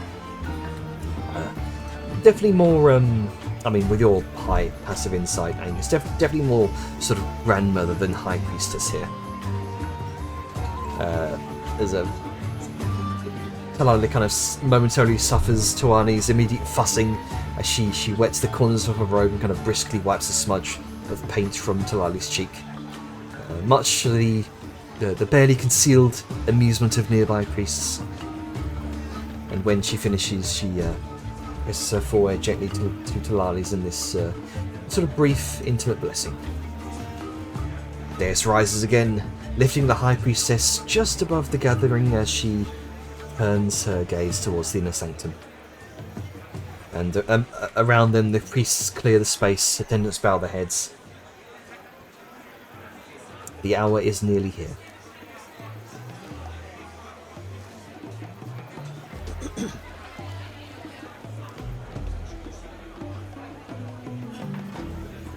So where is everybody, like where's the party at this moment? Like in relation to Talali. Talali is currently, if I ping that on the, it's currently kind of at the front of these steps right now. That's where the table is located, sort of along. Hang on, if I do a wee bit of drawing here. Where's the party in relation to this? Because they haven't gone through the process of. I guess that's a question that's because we were talking about setting stuff up. Did Angus prep food and he's going to finish it at the temple, or is everything finished and he's bringing it in, you know, saran wrap, like basically everything's. I would say at this point everything's ready except for a very like a huge empty cauldron that's just sitting at like the main table. You recognize this as the hero's feast, you know. It's a hand carved bowl. It's a mixture between classic dwarven designs with little bits of elements, things he picked up from his time in the Necropolis. So he's trying to incorporate a bit of both of their cultures. There we go. I've also drawn like an imagery of what I would imagine the table to look like, plus the throne in the centre. The table is sort of oriented long ways across the front of the Temple of Death.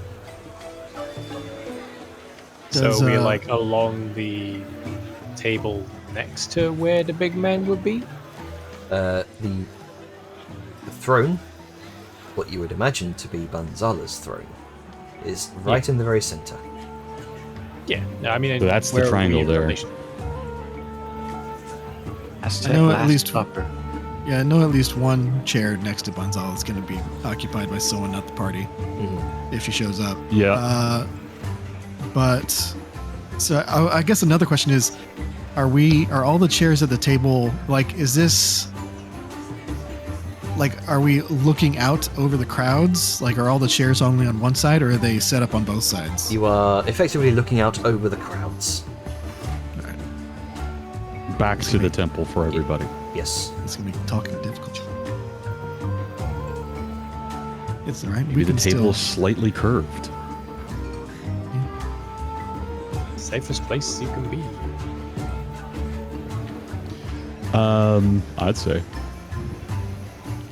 I'd say Angus definitely intends to have one of the other seats next to Banzala, given the situation.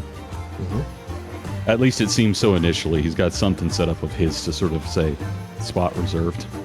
Yep, makes sense to me. If that needs to change after the grand reveal, then somebody else can swap his seat. He just needs to make sure he's in close proximity for them. Used to be close to that exploding cupcake. I left the prankers close by.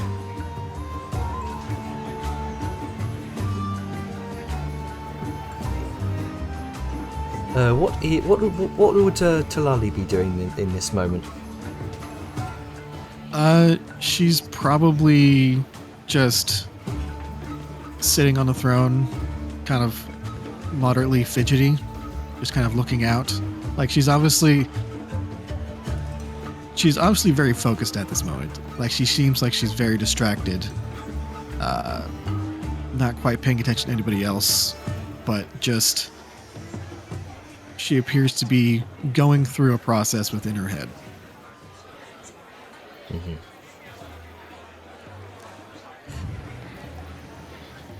I would imagine. Actually, what is Talali's passive perception? Yeah, give me a second. I recall it is redonkulous. I just wanna check. What was it, passive perception or insight? Which one you asked for? Passive perception. 23. Christ. Okay. Yeah, I would imagine among the crowds you can see a gathering of familiar individuals that looks a bit out of place. Those being Dajar, Vellum, Saoyun, Angus. Well, I mean, it's hard to miss Liska, let's be honest. That's very, very true. She actually has to I have a don't think you lower can tier, miss so she Liska. isn't taller than Manzala. Oh, yeah. But yeah, I mean, she knows what's happening. Like, she sees them approaching, and like, she just, if anything, gives a minor glance, but then goes back to kind of, because again, this is a large moment, and she needs to kind of be focused on it. But if someone wishes to talk to her, they can try. But yeah, she seems occupied. Okay. Making the appearance. But yes, the moment is yours. I put the spotlight back over to the party as the moment draws nearer.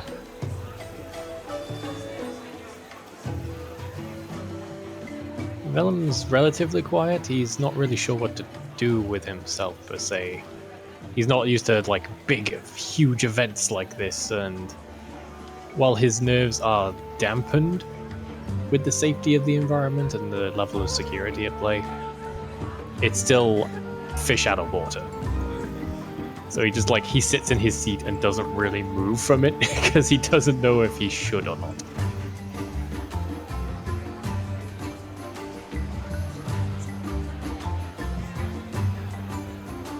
Okay. Pretty is out of his element. Really is.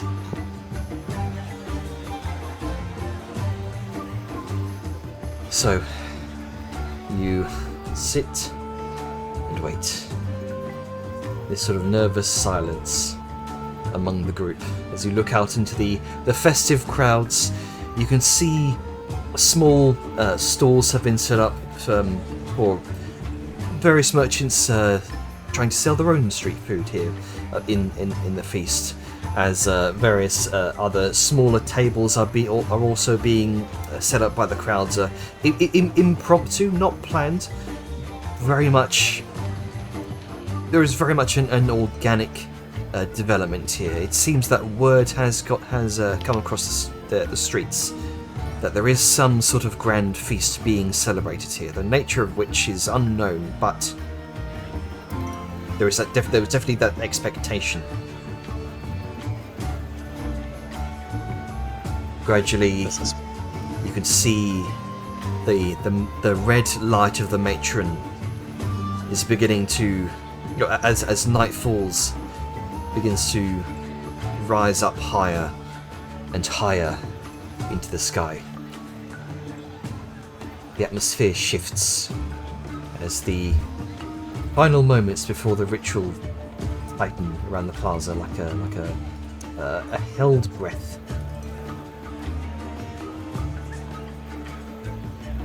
You can see crowds pressing close to the edges of the canals around the local area. Others gather around the rows of altars, hands resting on the polished skulls or bones of their ancestors. Elsewhere, people point upwards as the matron moon reaches its highest point, vast, blood-red, and closer than it will be at any other point and closer than it will be at any other moment of the year. Its light bathes the temple in this deep crimson glow, painting every face in shades of red and gold. Drums fall silent. The wind stops, and all eyes turn towards the throne. You sit on the throne, Talali, in the velvet-draped seat, towering beneath the golden skull that watches over the forecourt. Thousands of gazes fixed upon you. Priests bow their heads. Marigold petals drift in slow spirals around the air, as though waiting for a command. And the world seems to hold still. And with every heartbeat, the glow of the moon intensifies until it feels as though it shines for you alone. Describe to us how Banzala manifests around you. I'll say there's kind of a moment where there's silence and the fidgety nature of Talali kind of stills, and she goes kind of eerily motionless. And as the group has seen before, when Banzala first, quote-unquote, manifested within his temple, these kind of limbs, these powerful arms just seem to push out through reality on either side of her. And then this feathered mantle, this shimmering skull of gold, kind of pushes out.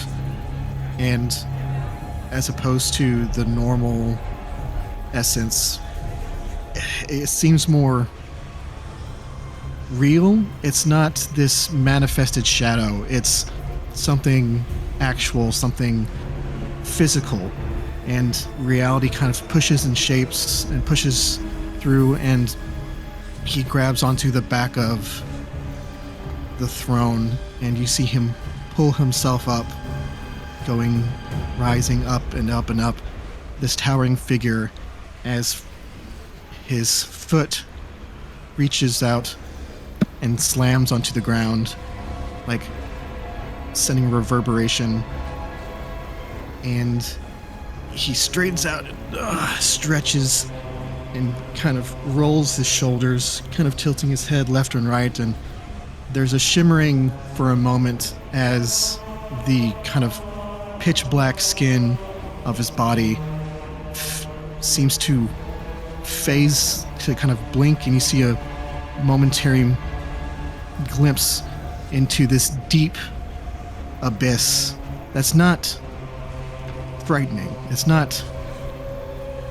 a terrifying emptiness, but kind of a flicker of warmth and comfort as the ferryman, the last purveyor and guardian of souls, steps up fully manifested, and he's going to kind of reach down from behind the throne and put a hand on Talali's shoulder, and Talali just kind of seems to stir as if from a sudden deep slumber, and she looks extremely tired, like a tiredness that would not belay the fact that she's been standing still and seems to have done nothing, but she just kind of gets up and sways on the spot for a moment, and then she grabs his hand, like hugs it to her cheek, and then says, "It is good to see ya. It's nice to be able to touch you again." You're done well, child. And with that, he raises his hand. The Temple of Death itself answers. Every nearby brazier at once plunges out, is snuffed out, plunging the plaza into momentary darkness. The golden carvings along the temple's walls flare into spectral blue light, runes crawling awake across the stone until the entire mausoleum hums with the ferryman's presence. Gasps ripple through the crowd as you see, far to the south, a faint blue glow pierces the horizon. Tethers of light tearing through the clouds like spectral aurora. Red light from the blood moon and blue light from the distant forces bathe the city in impossible colour. A rolling hum follows, sweeping across the canals like a shockwave.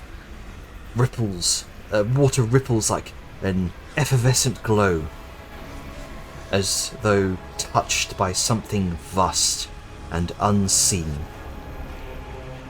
Cold spots gather, no longer drifting aimlessly as you once experienced beforehand, but converging with purpose. The boundary between the realms thins, waiting. And then, the first stirring rises from the water. Shapes move beneath the surface.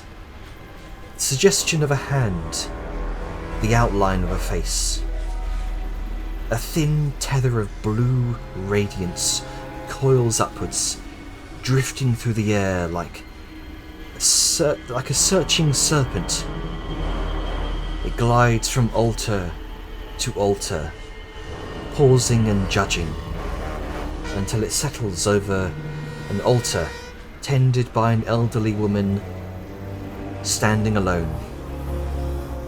Blue light envelops the polished skull, resting there, causing it to rattle softly before the radiant light pours from within. A human face forms, then a torso.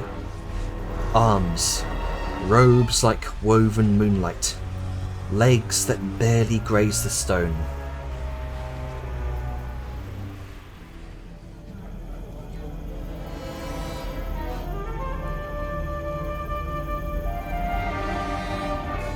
Oh. Sorry, one second. The figure straightens. An elderly man, shaped of blue radiance, a silken tether still binding him to the waters and the world beyond. The woman's hands fly to her mouth as he sees her. With a soft, breath-like sound, felt kind of more than heard, the ghost steps forward, and holds her into a trembling embrace. And she collapses into him, clutching hard through, as though afraid the moment will break. But he holds her, warm enough to feel, cold enough to remind her his presence is borrowed. And all across the forecourt it begins. One by one, spectral tethers rise from the canals and drift towards the altars.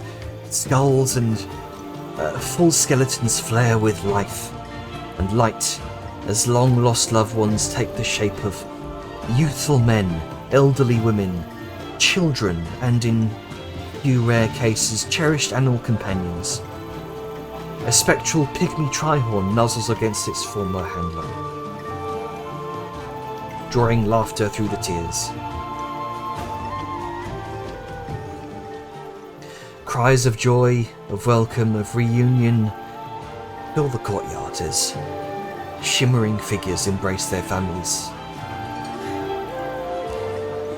Each soul bound to its altar by the same gentle thread of blue light, each one crossing the threshold between worlds to join the living for a single night on the Eve of Souls.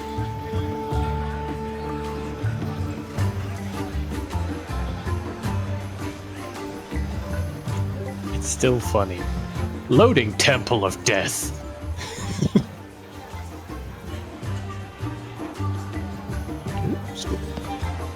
It's like, oh my god, are we going to enter a boss battle? Meanwhile, absolute mirth and joy.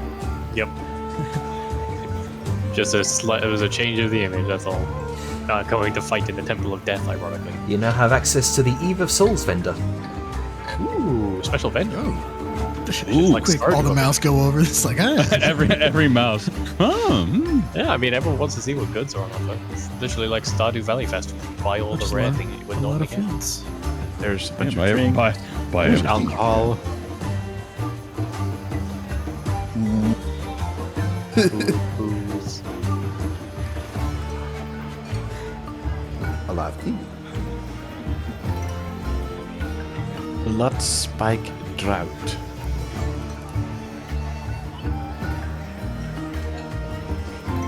Banzala rises from the throne. Oh no, she's already risen from the throne. Banzala kind of spreads his arms wide, his voice rolls across the forecourt, deep and resonant, carrying effortlessly over the crowd and the shimmering blue lights. You can see his how would I describe it? He stands not as this giant of a figure that you saw him in the throne room. He's, still 8 feet tall, still broad-shouldered, carved like a god king, but no longer that colossal being from the throne room. His skull face tilts blue soul fire burning gently in his eyes. Larger than life, but not a colossus. People of Tanzia, your loved ones stand with you tonight. I give them to you. Honor them. Feast with them. Laugh with them. Remember what was lost and celebrate what remains. He gestures broadly to the altars, the ghosts embracing the living. Eat well, drink deeply, share your stories, your songs, your joy. After all, The soul fire blares in his eyes as he throws his arms open with godly exuberance. it be the Eve of Souls. Let the festivities begin.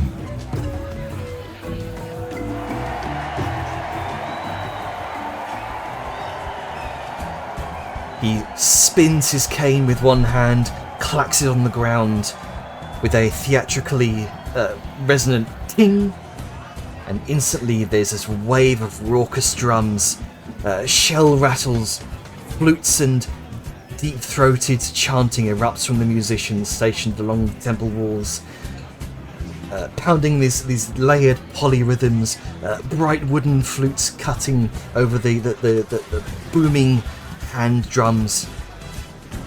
The courtyard comes alive. Families cheer, spirits glow, and the night of feasting begins in earnest. As many families filter out of the courtyard and out into the city where the dead and the living celebrate in union.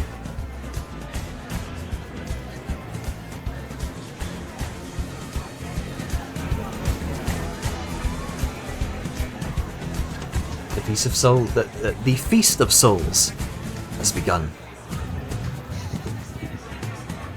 Another name that has morbid sounding connotation. It sounds the Feast of horrendous, but Souls in the reality, Temple it's of amazing. Death. Are we the baddies? Sorry, I'm refreshing real quick. No, it's fine. Sort of seeing all the souls coming out and everything, Angus, he has a certain twinkle in his eye that most of you probably have yet to be able to see, because this is his domain. This is what he loves, family and ancestors, and he ends up doing a little thing. He reaches into a bag, and it might be familiar for those who were there in Morthulm, but he takes out the little noble signet rings, the ones for each of the souls that we fought and liberated the place with, and he puts them on his right hand, or his left hand, excuse me. And he has a simple little, like, silver bracelet with two little gold rings, one larger than the other. And Sal's perceptive, she'd probably notice dangling from it as well on one end is one of the little sort of jade beads that you gave him, and he's wearing that on his right hand. So he's got that dangling there next to what looks to be two different like bands. However, these ones are like clearly old, worn, scuffed.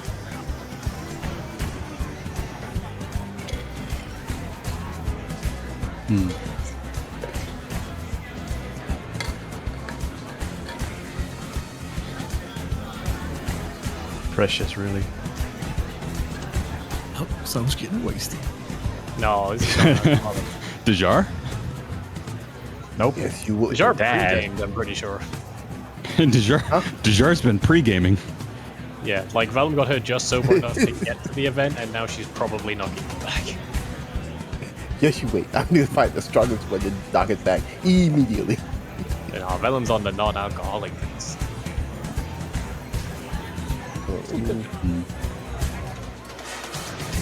Cyan, one thing. Interestingly, Okay. I'll just say Etheria is actually present for this. Like Yeah. visually present or hiding present? Visually present. Oh, that's a rarity. I'll say she has a little outfit and she's turned herself in her feathers like the bright pink of like the springtime flowers. Something festive.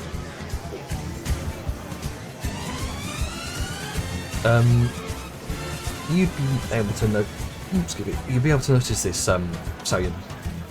You can see after 10 or so minutes of the festivities having just begun, you can see shapes kind of lingering at the edges of the plaza of the light. It's almost like they're standing sentinel. At first they kind of look like silhouettes against the rooftops and terraces. Tall, dark, impossibly still. But the moment when a torchlight or like drifting bit of soul fire brushes across their forms, the details become unmistakable. Each bears the skull of some sort of animal, preserved and gilded, golden fangs gleaming inside the darkness. You can see jeweled feathers shimmering in the edges of the spectral light. But their bodies are these kind of hulking masses of smoke black fur or scaled shadow, shaped vaguely like beasts but almost larger, broader, like divine echoes of the figures they once were. They're keeping their distance from the living, but not from each other. You can see one sort of jaguar-skulled guardian that crouches low on the high edge of a stepped pyramid. A hawk skull, kind of sentinel perched on atop a carved stone arch. You can see kind of these wings of darkness folded tight. You can see a serpent-skulled shadow beast that coils in this slow loop around a canal's edge, this body almost half mist, half muscle. And finally you can see this towering ape-skulled giant, maybe about like 15 feet tall, shoulders broad as pillars, that sits hunched atop a flat rooftop, huge arms resting on its knees, golden incisors glinting wherever it shifts. Presence alone seems enough to discourage any threat from approaching the temple.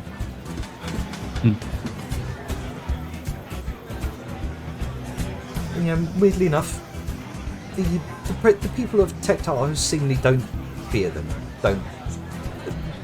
Their presence doesn't bother them. They barely even look at them. In fact, you can see Talali appears to be conversing with one of them. This large kind of raptor-shaped shadow with its gilded raptor skull. And the beast almost seems to be nodding along like it understands her. I mean, from Sao's perspective, she comes from a culture where the idea of spirits is very venerated, but they're not as physically present as they are here, as in literally present. Oh yeah. So she understands. She gets what it is they have here, but at the same time, as she's watching everything, all these people, spirits, everything else comes about, she's just... There's a touch of melancholy in her eyes, but she, she's looking around.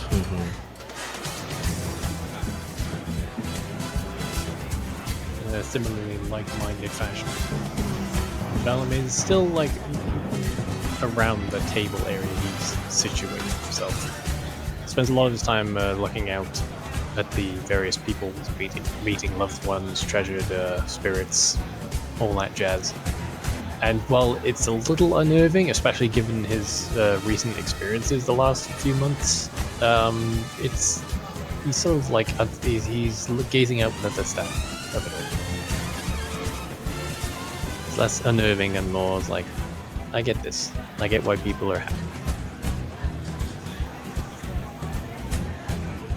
You can see grandmother pours cocoa into two cups, one held by one held by her living hand, the other held by the faint outline of her late sister.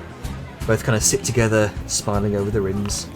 Nearby, a group of children runs in chaotic circles around, sort of chasing a spectral raptor.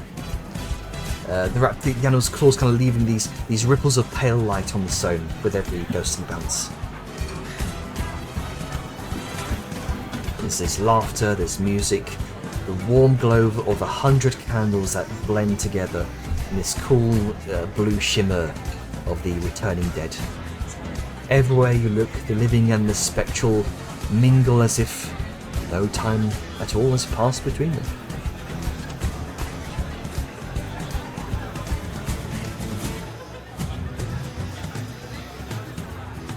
If the spotlight's back on you guys, you can feel free to mingle around with each other. Do a bit of roleplay. This guy is eating. Yeah. It's Angus's food. We would be eating. Eating But and no. drinking. Oh yeah, Snack is already getting shit faces, I can tell. Yeah, Dejar's been drinking more than eating. That liquid bread, yo. Yeah. I mean, he has been eating like twice before drinking, so. I mean, according Yeah, to so- what I can see on your POG, you are at Intoxication 2 Oh no, and hang on. Exhaustion 3. That should be Intoxication 3 now. Yep. Let me bring her over just so I can access that. I mean, did you manage to get sobered up earlier? A little bit. Bellum was stopping her from continuing drinking back at the compound.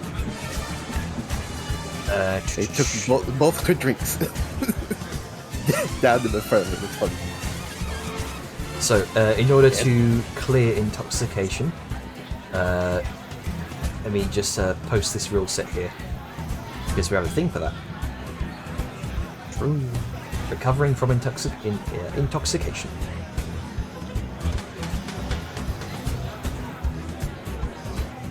Yeah, we could just treat that time earlier like a short rest. There you go. Okay. So you would So be... she's still at 2. Yes, still Just at so 2. she isn't unconscious immediately through the festivities. Yeah. Applause settles and the aroma of Angus's feast rolls through the plaza.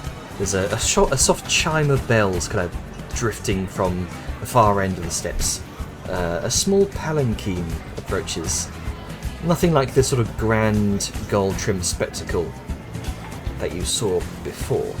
This one is humbler, sort of dark wood marigold garlands, a pair of modest lanterns shaped like open hands. The bearers step lightly, almost reverently, and they place it down without ceremony as Madame Zanzil steps out. It stabs out. Gone is the towering headdress and jewelled silks. Tonight, she wears this sort of deep indigo mantle, embroidered with river spirals and skull motifs. Her hair is tied back very, very simply with a red ribbon. Still very elegant, but softened, ritualistic. You're very appropriate for the Year of Souls. And with your insight, Angus, if perhaps a little performatively so.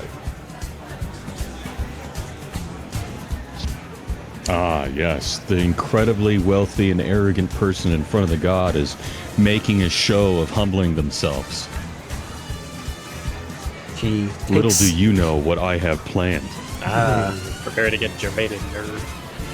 She takes in the feast, the velvet table, the gathering ancestors, and sort of offers this slow, measured smile.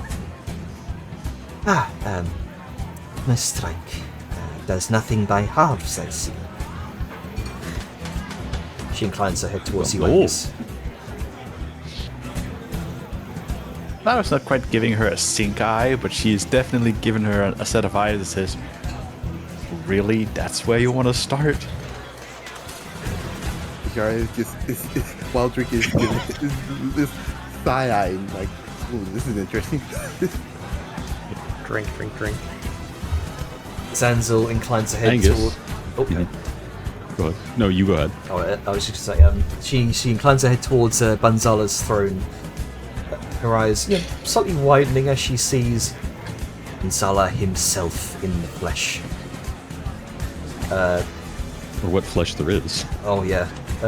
Also, you can see.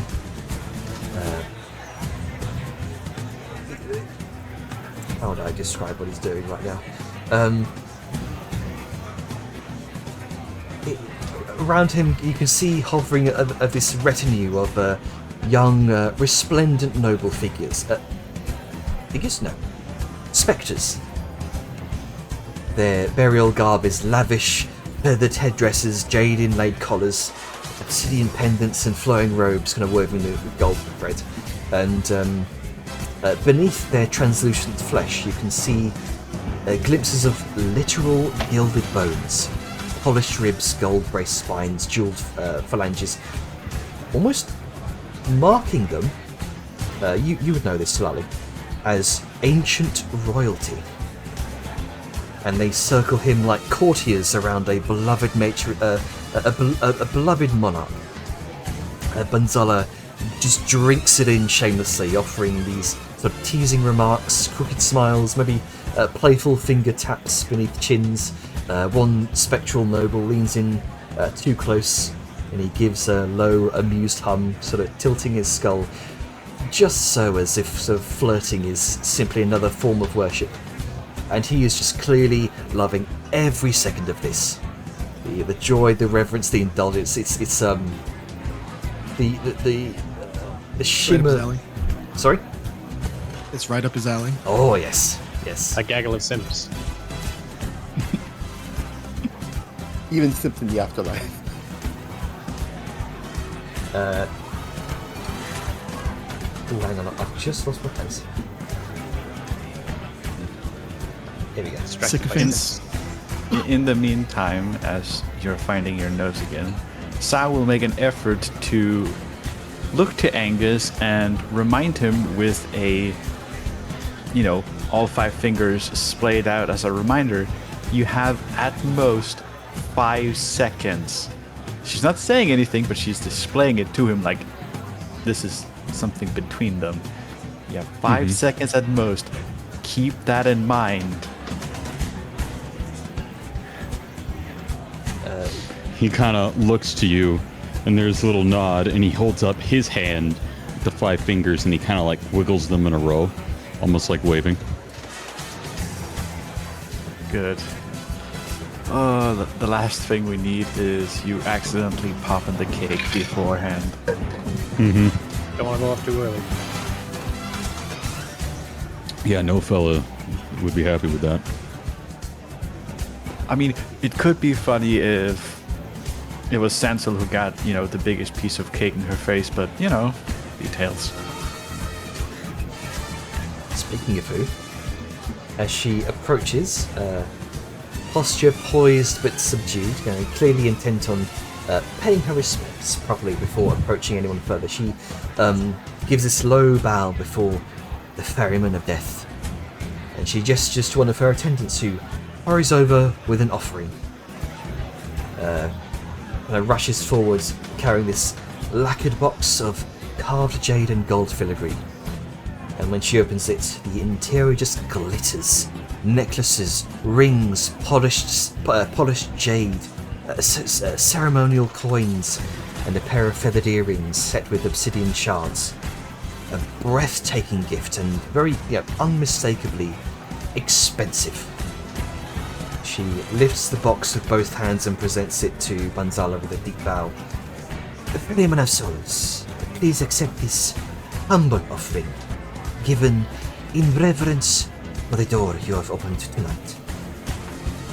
Banzala considers the box for one long, theatrically unimpressed beat, and then lifts a bony finger.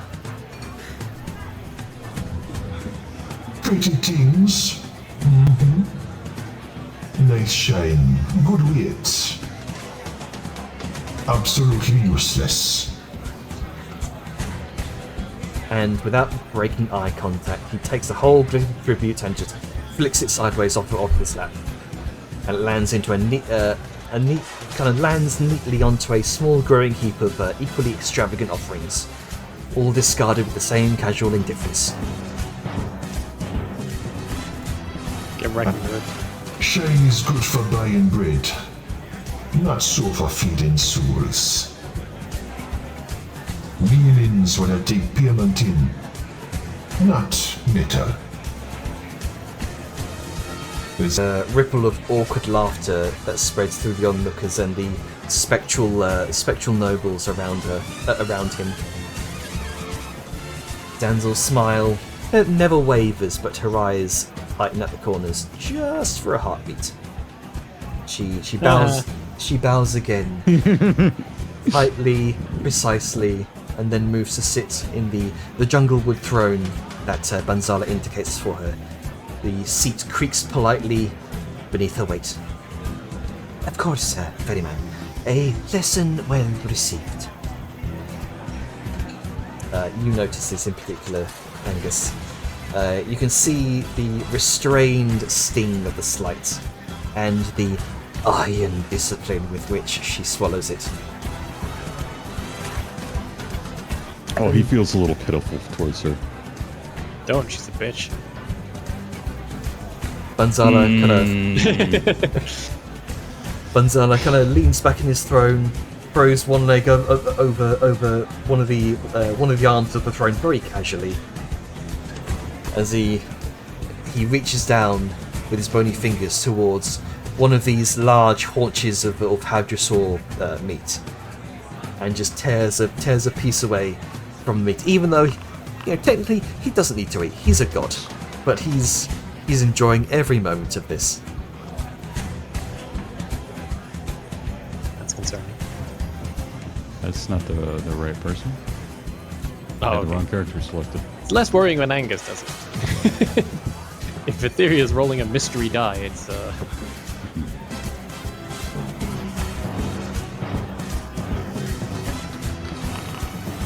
There we go. it's a one Oh, still a 1. Oh, He looks as if he's maybe gonna say something at that experience. Lady, oh my god. Zanzel? Zanzil. I was saying Zanla. No. Lady Zanzil just experienced. And he looks like he's about to say something, but then there's like a little memory that crosses his eyes as he kind of raises his gaze up into a bit of nothingness and then sits back down. I thought I would say a kind thing, and then I decided not to. Exactly. Bro failed the morality check. Wow, morality is flexible. 50-50. That's why he's neutral. So, he kind of gestures to the empty but seasoned massive golden bowl in front of them. I have quite the specialty prepared for us. Extravagant indeed. As he kind of looks between Banzala and then a side glance over to Zanzil. But that's more of the nature of gods and magic. I think you'll find what's within it is what matters.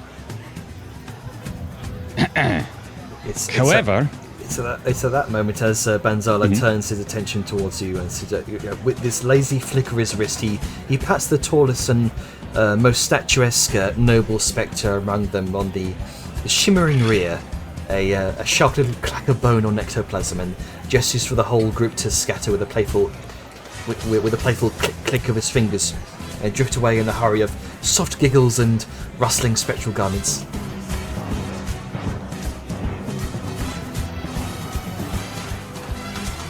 And looks down expectantly towards you. Allow me to prepare it for you. I am no stranger myself to respecting the dead. I'm a little unconventional, as you may know, as dwarves go. So, Mama Tholga, get the stirring spoon. as he'll call out. I got it right here. And you see it's Grandma Thulga, spectral form, shuffles along the side of the table.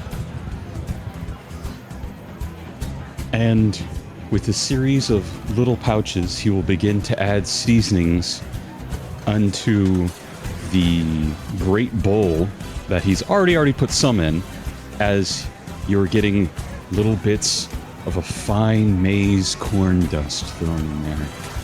A special little cut up of slight dried powdered chilies. A series of, it looks to be even little bits of dried fine powders of local herbs. He's carefully concocting some kind of mixture, and as the bowl begins to start to glow about him, he pulls forth a chilled pitcher. One chilled and the other full of quite warm water. First, the hot water goes in as it begins to stir and mix things, agitated by the spoon. The liquid itself begins to glow. Then he turns and adds honey to it, and finally, as it's beginning to start to steam but not quite full, the chilled pitcher of milk, a heavy, heavy whipped cream. As bits of the local herbs, this fine chocolate dust, honey, milk, he is making from what would be the classic Aztec Empire, what is known as the blood of the gods, a ceremonial drink made of local ingredients, putting reverence and importance on chocolate. However, he has brought a dwarven twist. Instead of the quote-unquote bitter water, he has made it deliciously smooth. Something that even a child could drink and appreciate, laced with medicinal herbs straight from the surrounding lands, enhancing the flavor and complexity. Something that is made of what comes from the dirt and roots and the humble animals that feed upon it, the fundamental core within this outer shell of extravagance.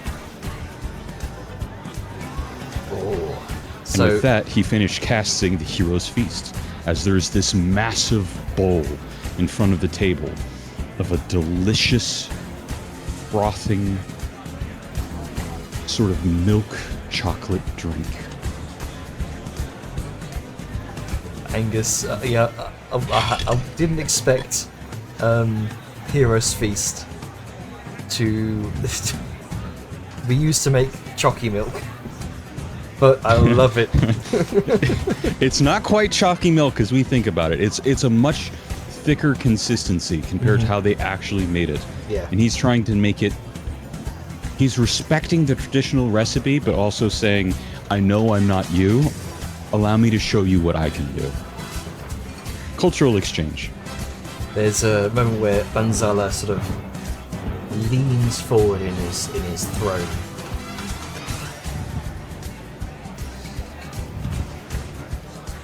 Oh, hang on, I've lost it. I just had it. I was just off my place. You heard it here first. Jana lost the plot. Yeah.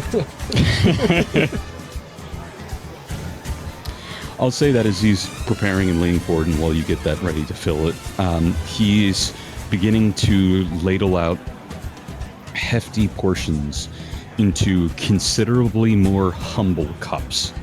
Everyone's cup is still finely made, but it's not extravagant and gemmed. That part, that bowl, seemed to have been purely for the spot.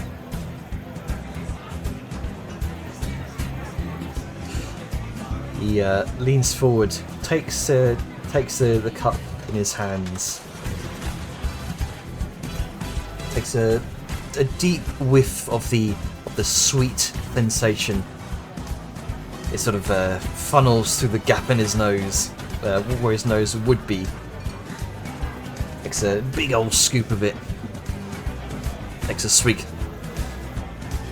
You hear the sort of the bony teeth clacking together. as he pseudo smacks his lips.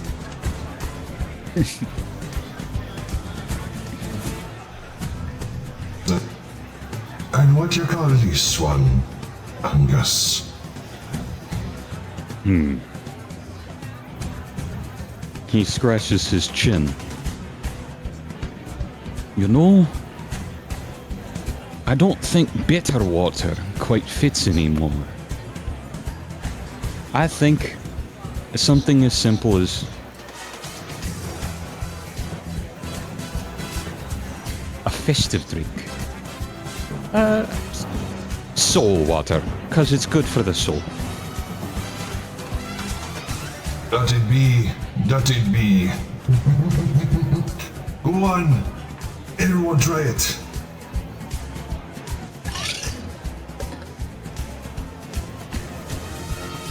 Fuck was that? There's a little fidgeting with his fingertips. He was clearly very nervous. And just having been praised by a living god, he seems a whole lad taller in his posture. Banzala gestures wide, not just across the bowl itself, but just across the wider table. This be a feast fit for the souls worth feeding. Go on now. Take your fill. Have fun. Eat. Hey. Alright, let's get out the rest. The chips, the dippings. Bring in the maize and the corn. There's more than just chocolate to feast upon tonight. Oh! I almost forgot. Let me grab something. A special treat. My humble offering to you. As he kind of looks to Salyun and he holds up his hand and wiggles his five fingers as he's going to reach over. He gets like a humble pewter tray that has like a large leaf kind of covering the middle. And there's a perhaps a bit too large dwarven cupcake. Quite covered in frostings and goods and little toppings. With the large colorful candles sticking out the top. It seems a bit over frosted.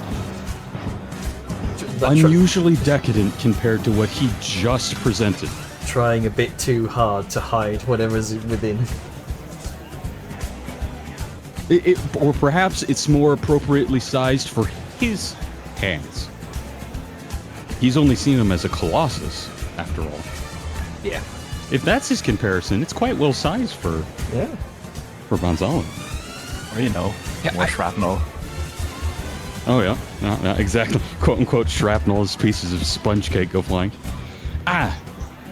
This was what I gave to you. You see, my father, Granik, he is where I got my love of cooking, specifically bacon. He was a dessert chef. Gave me the love of everything that comes from flour in an oven. So this is what I wanted to give to you. And he'll hold out what looks to be a little thin metal rod glowing on the tip, and he goes and he tries to light the candle, but it seems the rod goes cold right as he touches it. Tries again, and he can't get it to ignite. I'm struggling here. Not to be so rude, but could I get your help lighting the candle? As he looks up to Banzala, he's here. He kind of leans in and he tries to cover one side from the breeze. There's a moment of curiosity as he examines the cupcake. And so that moment as he tink very theatrically tinks his cane against the ground. And like a how do you describe this? Like those long, thin sort of metal lights is where you click and the flame comes up. Yeah, like one of those kind of sort of manifests a click sound from his cane. Lingers the top over the candle. Spins it around in his hand. Settles it down next to the throne. And with that, as he's silently counting down 5 seconds in his head, "Aye, what a great night to make mischief and merriment." And right as he finishes saying that, leaning in, boom. It explodes with a sharp. A burst of glittering sugar and harmless blue smoke kind of detonates right in Banzala's face, showering him in sparkles, frosting, and a faint ringing like a tiny bell. I'll say, of course, with Angus shielding one side, he's close enough to make sure he's also thoroughly covered in the other half. Every spirit, every priest, every servant, every noble freezes. Were there trumpets playing in the crowd? You'd hear the as they all stop playing. Absolute silence. Someone drops a spoon. And then you're gonna hear just insane belly laughing as Talali just points and starts laughing at Banzala. He got you good! All over your face! As the leaf that it was on is gone from the explosion, it just leaves behind the pan. The small pan it was resting on. That says Pan de Muerto. Bread of the dead. Zanzel's eye twitches. The ghost child vanishes behind its mother. Banzala sits there. I think kind your of, shiny gems bought him that bread. They were good for something after all. Banzala kind of sits there, frost dripping from the carved ridges of his skull. A sizable chunk of frosting lodged into his eye socket. 2 full seconds pass. 3.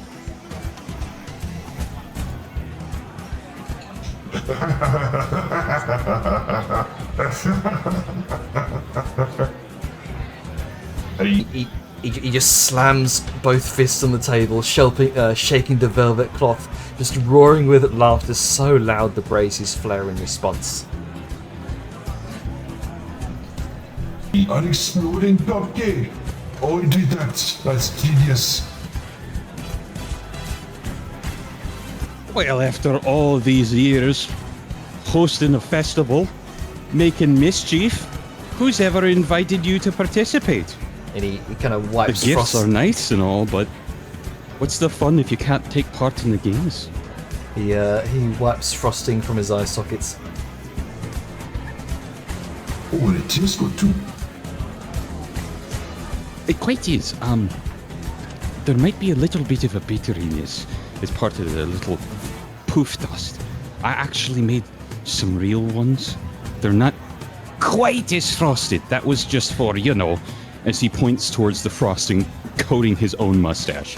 The entire plaza just lets out the collective breath. There's laughter kind of very nervous laughter ripples outwards. First nervous, then genuine. As all the priests begin to relax. Zanzel sags in visible relief. A few attendants kind of scramble to offer napkins, Banzala just refuses them. Talali wasn't nervous laughing. She was just straight up laughing at Banzala. No, leave it and look festive. And he snaps his fingers, conjuring a small plate.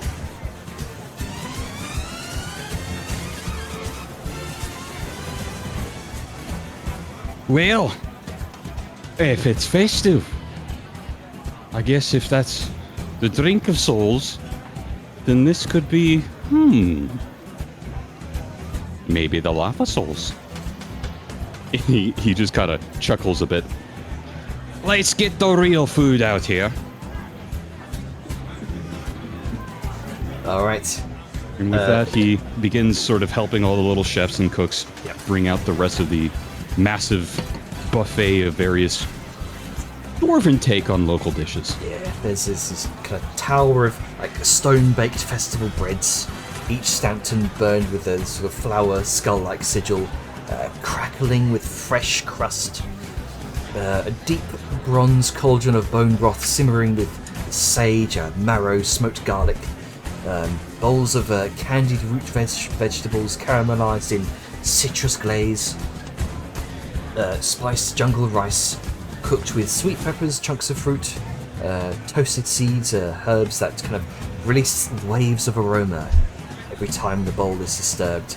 And of course, plenty of comfort food. Dwarven comfort food.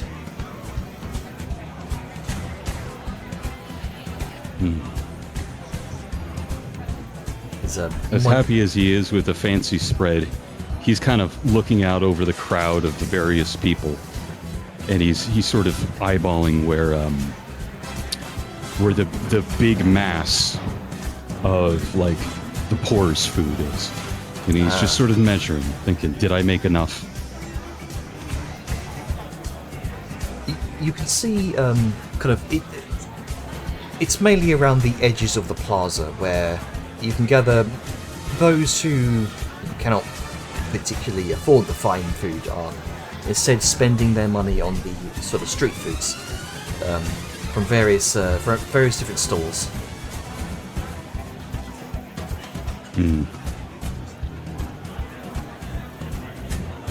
Is anyone like partaking in the food that Thulga and Angus made for the poors? Oh, yeah, plenty of people are.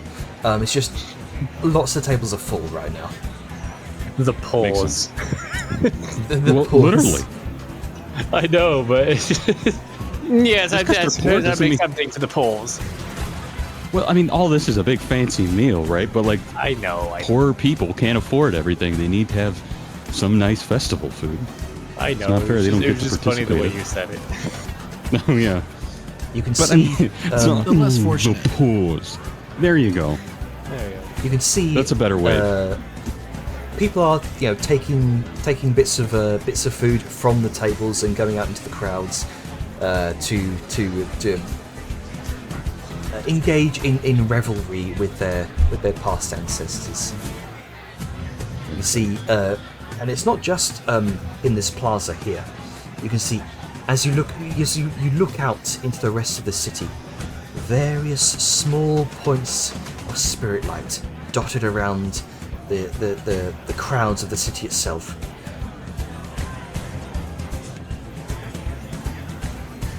It definitely seems like most are gathered around the canals themselves.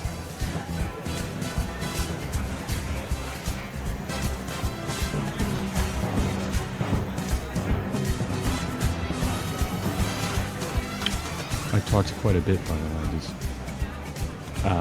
Does anyone else want to step into the spotlight? I got nothing. I'm having a laugh at the fact that you actually pulled it off and it succeeded in full effect.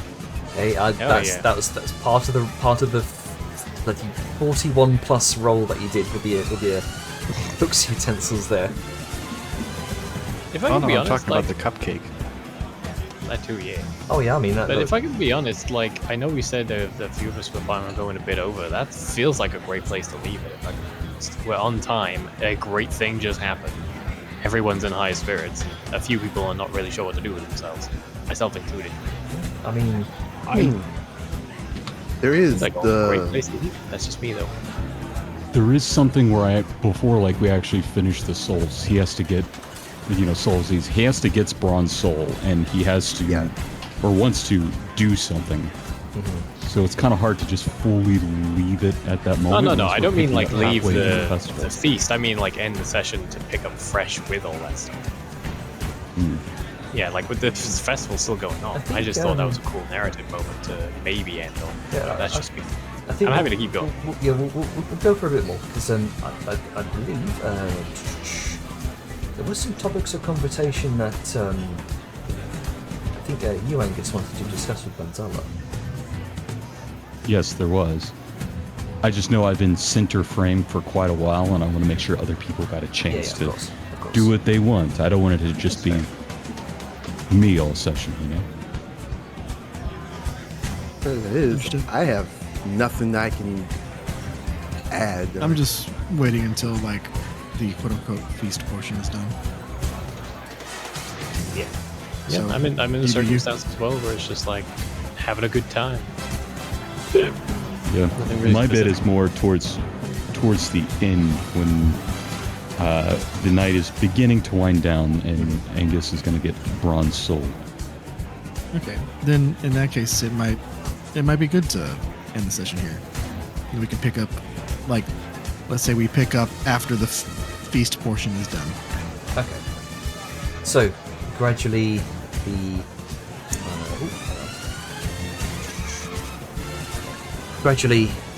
the feast itself begins to wind down. People are still celebrating, still in full revelry here in the plaza. But majorly,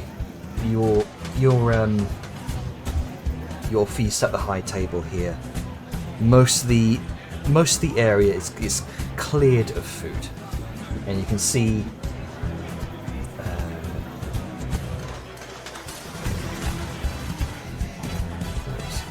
I'll say that Talali is like grabbing food and taking it to those large, beskulled, like dark figures, yes. like around, and she's just like, you see her kind of give food, like hand it off. Again, just kind of talking, chatting, just like a laugh. Like she gets hugged by the ape. She pets the jaguar. She sits down and has a discussion with the giant anaconda. And yeah, I'll say this: the beskulled creatures look a lot like those shadow hounds, Banzala shadow hounds, but without human skulls, with just the animal skulls. And she's sitting there talking to each individual one, and before she heads back to Banzala, kind of leans in and says something like, why you making them stand all the way out there? They can shrink.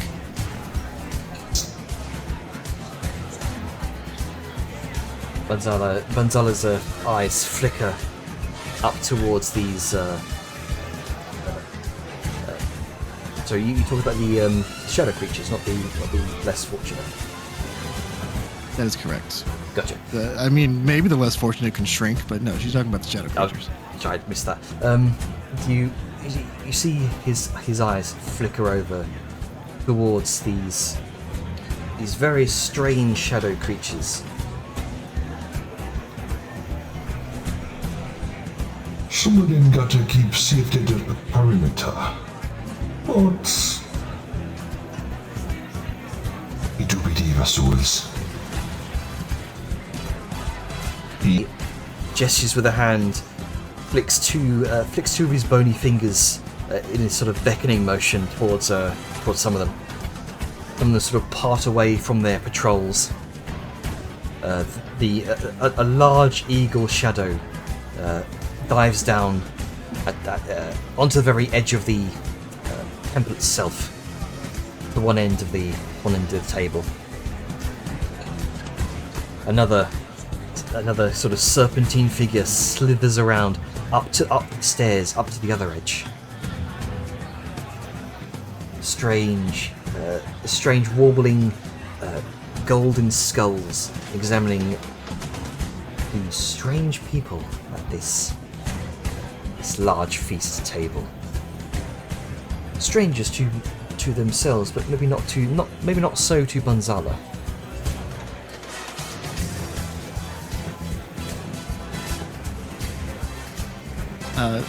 Talali's gonna look at Angus. It's like, you mind if my brothers and sisters nibble? she's referencing, is it to the shadow like the creatures. hounds? No hounds, just the shadow creatures. Oh, the shadow creatures? Like I said, the shadow creatures look similar to the hounds in that they have like these shadow bodies with skulls for heads, but unlike the hounds, they don't have human heads. They have animal heads that are gilded in gold. Unlike the bear skulls for the hounds. Take the shape of like shadowy silhouettes of large animals with the skulls of He the takes animals into place. his left hand covered in all those rings, and he gestures it wide across the table. Hey, feel free. It's meant to be enjoyed. Any friend of my friend is a friend of me. The large hawk, perched at one end of the table, takes this large sort of heavy carcass of what may have once been the leg of a hadrosaur, and takes off with it, perching on the top of the Temple of Death before ripping into it. The other seemingly coils its tail around one large platter of meat, drags it on the table, and retreats with it. Sloth's gonna shake her head. They're always greedy. Then again, they only get to be here one night of the year. Well, if anything, I'll take it as a compliment. I'd rather there not be leftovers. Tilali's gonna glance out to the other kind of shadow creatures that I imagine are kind of looking forlornly at the table. It's like, Bring 'em in here. Bloodsucker flicks a couple of fingers, and one by one, each of these creatures take their fair share. The enormous ape-like creature kind of lumbering forward. It is a massive creature, about, like I said, 15 feet tall. Causes the various cutlery on the table sort of rattle and shake as it just takes a large fistful of deep fried something that Angus has prepared here, shovels it into its mouth, and Ape? Yeah, large ape. Probably like. Well, I mean, in Mesoamerica, America, probably a like deep fried. How does a deep fried banana or like large other fruit or green type things? Something ape friendly. Like this intimidating, enormous silverback-like creature. The shadows flaring around its skull as it opens its jaws wide. The large incisors, very intimidating sight, all gilded in gold. As the food just disappears into the shadow comprising its body. Oh, he had a nice smile. he was one of the friendlier ones. It grunts towards you, Angus. Shoves its At least way. take the man. There's a moment as the you swear for a moment you can feel it roll its eyes, and then gives a wordless nod down towards you, Angus. Claw's gonna look down like, they're shy. They normally can't Me speak. too. They just. She kind of gives them a annoyed little sister look. It's like they're just being shy on these new people. That's okay, I get shy too.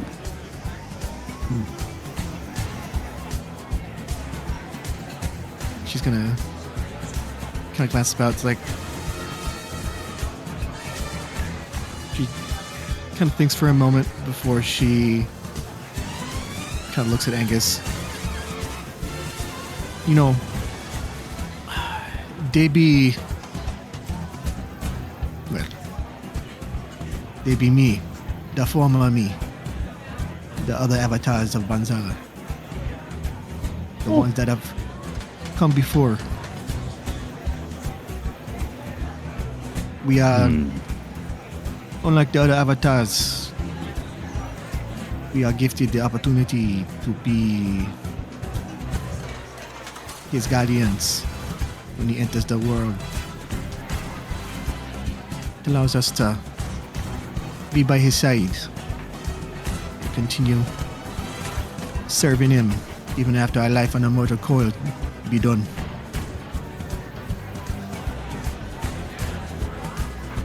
He kind of looks at that, and he's got like almost a sad but a smile that's there.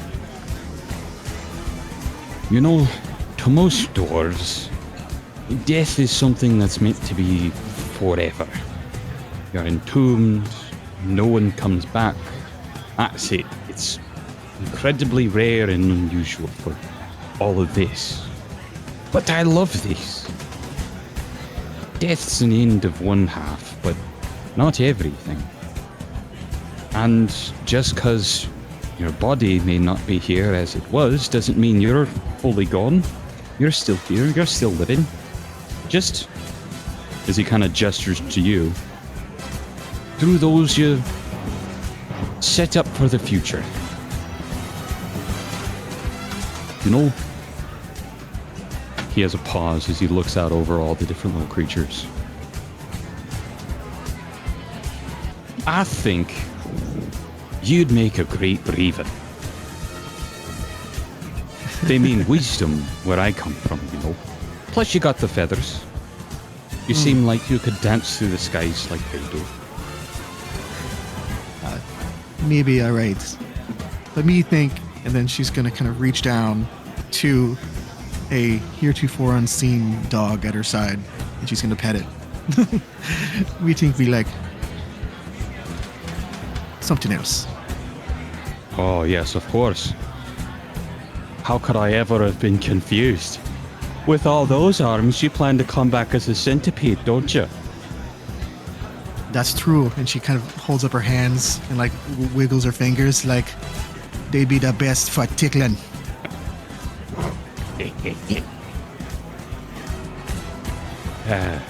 I will say though that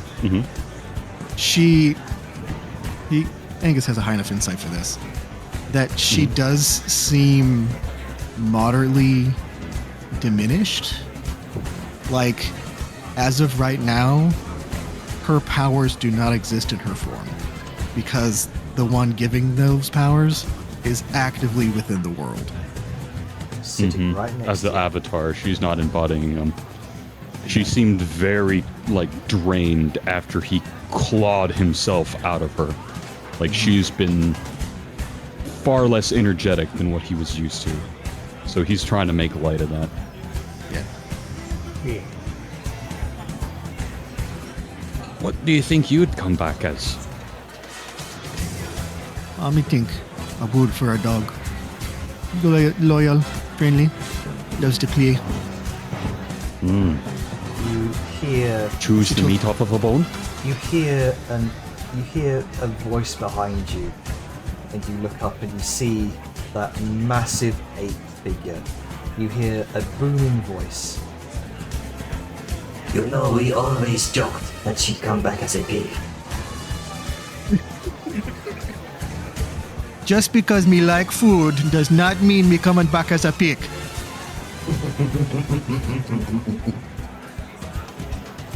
Yeah, she's right. And he rubs his very rotund belly and slaps it. Some of us would probably want to come back as a boar. So I was gonna look at him, it's like, nah, you're not boring enough.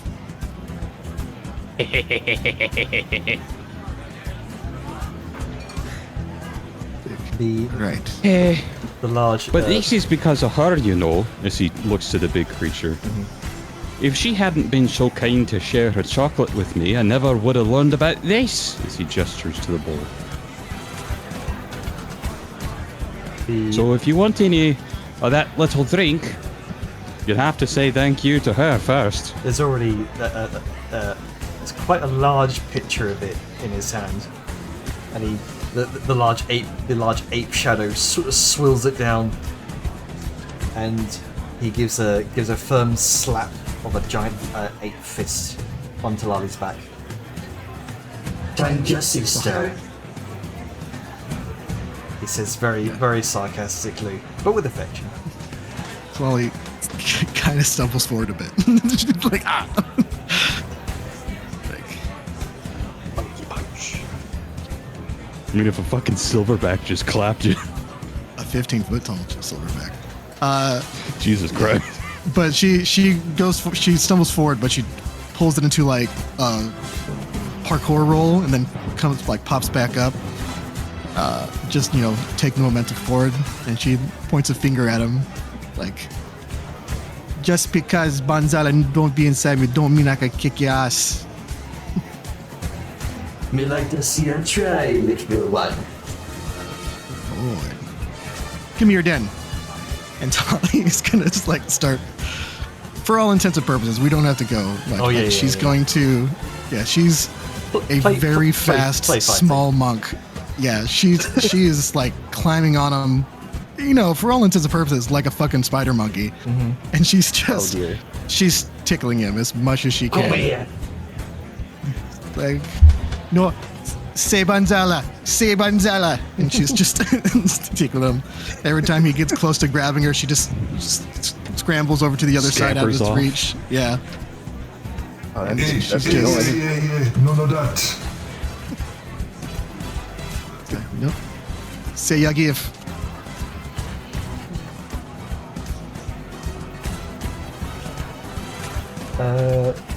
Tell you what, just we'll just roll like a competitive athletics versus acrobatics check. Sure.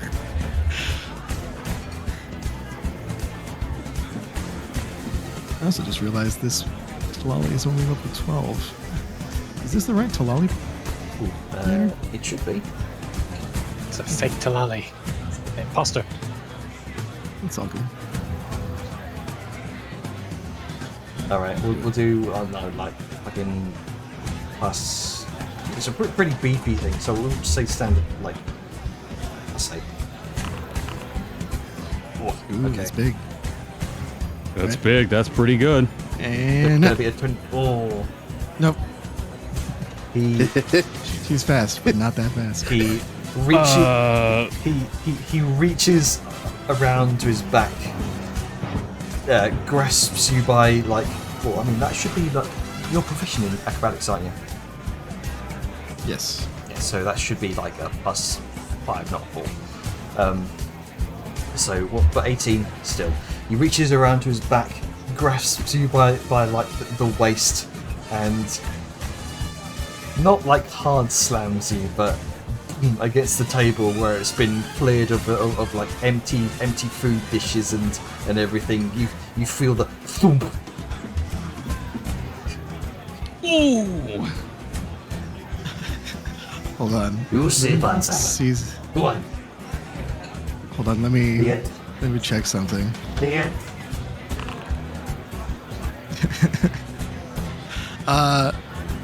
Talali's gonna go like, Banzala, he's trying to kill me now. The guardian, you need to punish him. Banzala raises up his cane. Yeah, don't make me use this. I'll come right over there. I don't know. I think you should. Yara is absolutely just laughing at your dream. All right. Talali's very much doing the youngest sibling, like Ma, like Dad, he hit me kind of thing. And you fucking started it. Yep. Banzala You started waves, Banzala waves away what looks like this sort of because most of the table is being cleared by now. Waves away this sort of gathering like line in front of him of various various citizens of the city, trying to barter with him for deals or pacts or something. He kind of waves them away for a moment as he strides over with his cane held high, and just slams it down on the table next to them. All right, break it up.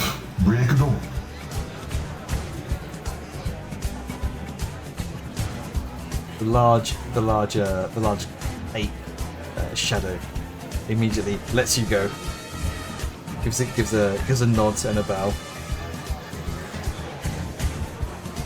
Kalali's gonna. She's a shit right now. She's going to, as soon as he's gonna bow when his head gets within range of the ground. She's going to kip up, jump off the table, and drop kick him in the head. Oh, the rough housing. Make an attack roll. Yes, be young. All right. Youngest sibling. We'll say you little shit. I mean, he's also it's very obvious this is an extremely powerful creature, and she is extremely outclassed by him.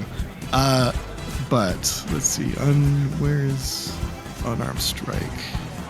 Maybe outclassed, but I'm not gonna be outdone. Compared to all of these others, you are a newbie avatar of Banzala right now. You're still training. You're still doing your training to become the avatar. Yeah. Let's see. I guess I'll just roll a d20. She doesn't have her We'll say let me double check. beat a 50. Right. Not gonna lie, this feels like sibling fighting.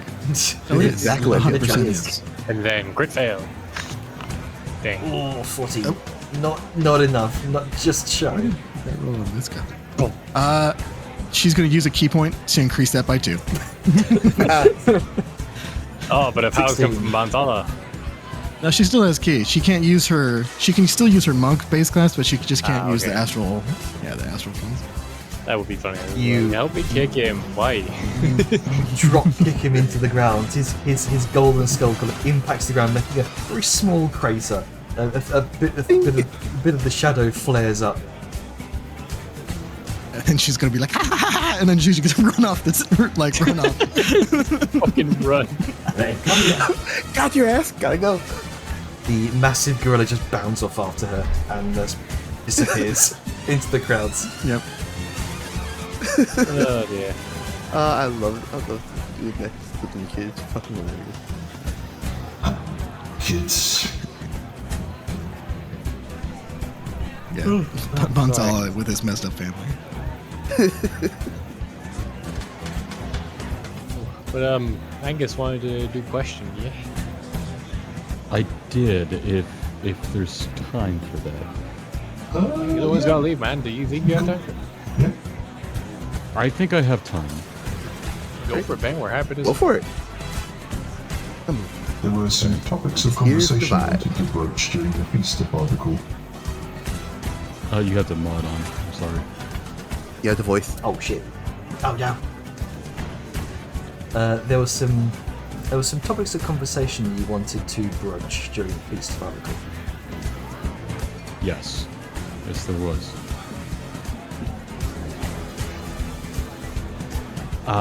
So he would kind of see that as they're sort of fighting but playing and having fun, he's gonna kind of turn to him. Banzala, do you have a moment for me to talk with you? And what you want, Angus? Well, I'm not about to ask favors, as he's looking to the line that had been formed. Well, perhaps one, but it's more sentimental.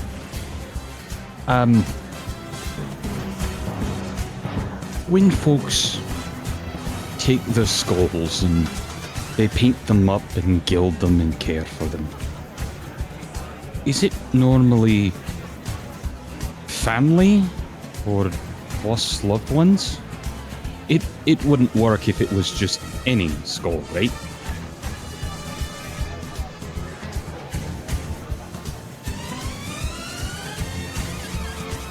So long as you got the remains to maintain, so long as I bring them here, come to give us solace, then I'm trying to find someone. So I guess in a way it's a favor. I don't mean to be deceitful. But it's not really for me. And he kind of fishes in his bag, and he pulls out the same decorated skull that was, on the table that they found in Morthholm. I'm not sure, but I think this is a woman named Yara. This is the skull that Bron first used to talk to you. I think it's his wife's. Is there any way you could help me find out? I don't mean for something so trivial as this, but if it really is, if I'm gonna be that man's ward, his soul got all twisted up inside and tricked by necromancy because he loved her so much and he didn't know how to make things right. He latched on to the first person that gave him an answer, even if it was a lie. I don't think he can heal unless he gets closure.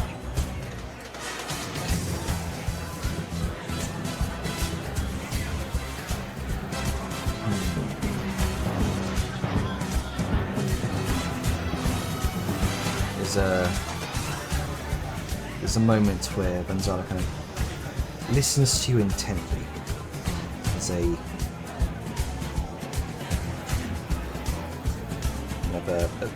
brief click of the tongue in thought.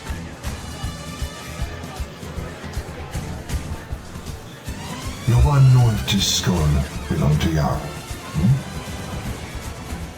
I do. And if it does, if he could talk to her before you pass him to me. I know it's a lot to ask. I just, for some reason, feel like it's right.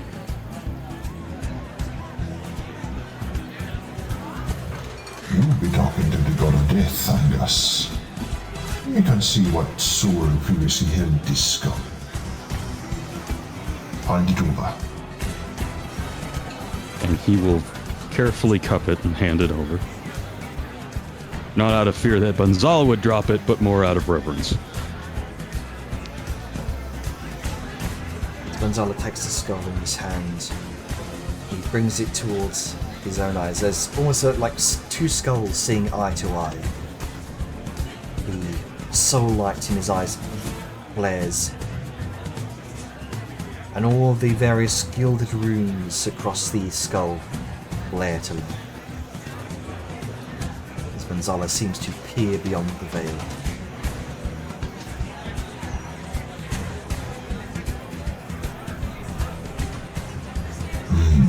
Your instinct be right. The soul that once inhabited this skull, who once belonged to our beloved wife, taken by tragedy and disease.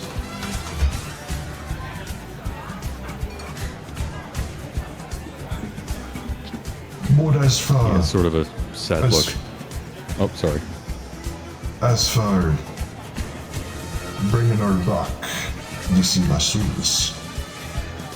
Angus, we already made our arrangement. This be something new.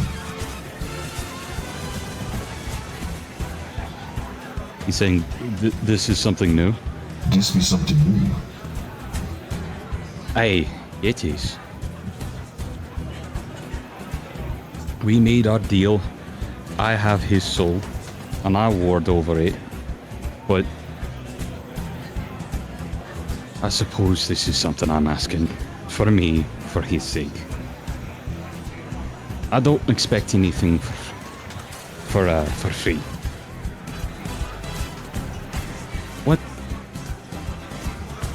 What could I do so he could see her again? It wouldn't be about you asking what I want, Angus. You got to decide what you're willing to give.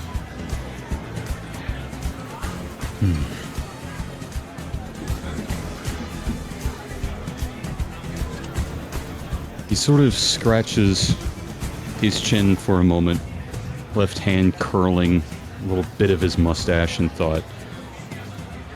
And he takes a moment and he looks at the 7 rings that he's got. You better ask And then he turns. how far you're Go ahead. willing to go for the benefit of Bran.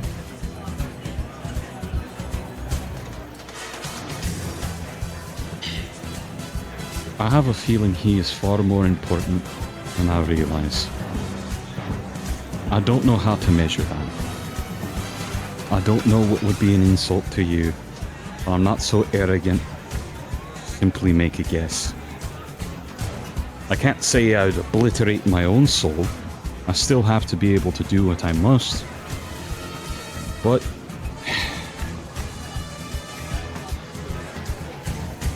I'm inheriting a great town to the east in the Moorbog.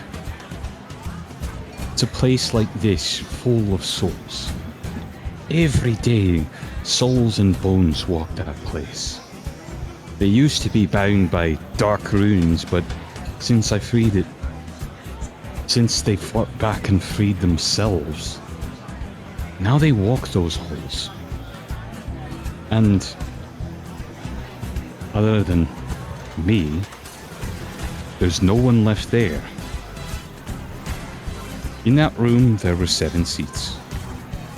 And he plucks the ring off of his thumb. It would be an honor to work alongside you, to purge that place of the foul necromantic taint, and to have it be a place where souls can live freely. What I could offer is, perhaps to a god it's humble, but the seat closest next to me as I shape those lands. As your neighbour, a token of friendship.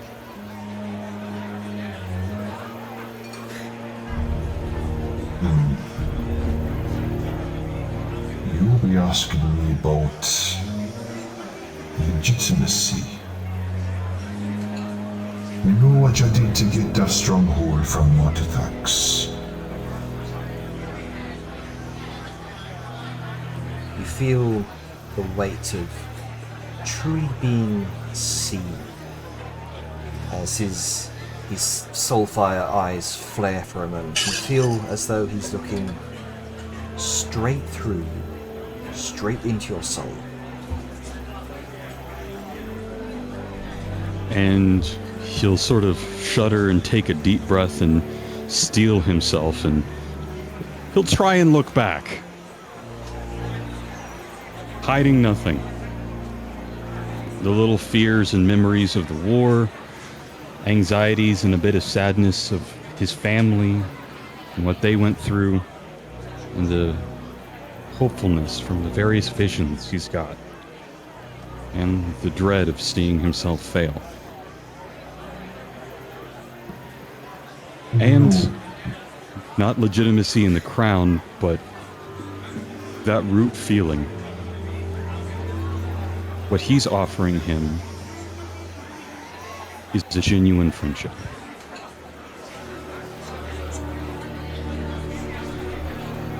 That's his intent in his heart.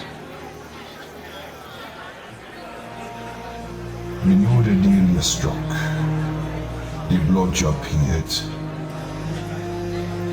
The risks you take for your people. We don't judge. Death is choices, not excuses. Mothorn, behold. Old bones, old grudges, old claims.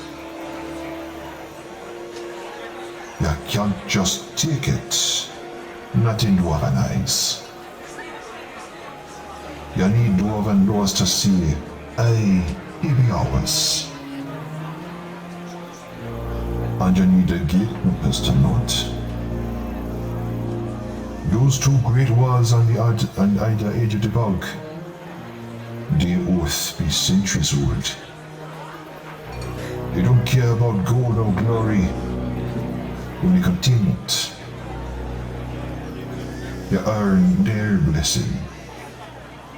Then no dwarf alive can deny your claim.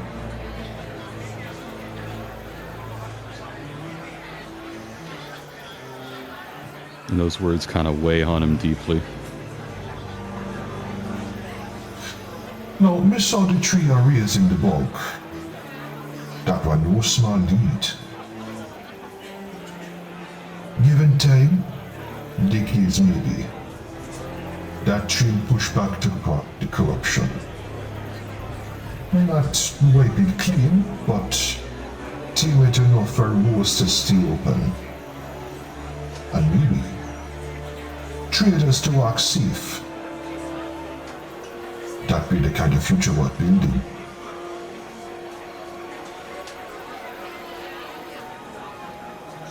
I've seen a beautiful vision. Seen one from my god of death. One that hates the undead. I think as much as you, though he's a bit more shy to speak. And it's a place that's beautiful. It's living. And it's dying, but not undying. It's a cycle complete.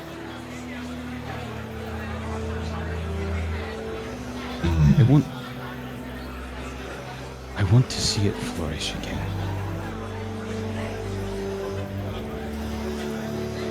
We suspected will.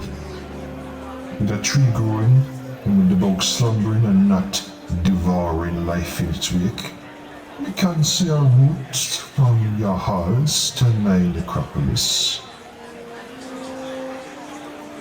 When that man we got time to manage, my very souls, we don't stamp wreaths, sign guild charters, or untangle who claims what over whose grandpappy's burial mound. All that be matter work. But No, not at all. what we can give ya is something more valuable than a signature. We can give you approval. Not legal, not royal. Spiritual. He points towards your chest, kind of, the bony finger kind of tapping against your breastplate. Towards the soul he sees laid bare before him. Till the gatekeepers of the south wall, this. Bansala see the bog shifting. They listen. They respect the balance more than kings. And when you stand before the Dwarven Lords, that be up to you to convince them. They will listen more to their king and their gods.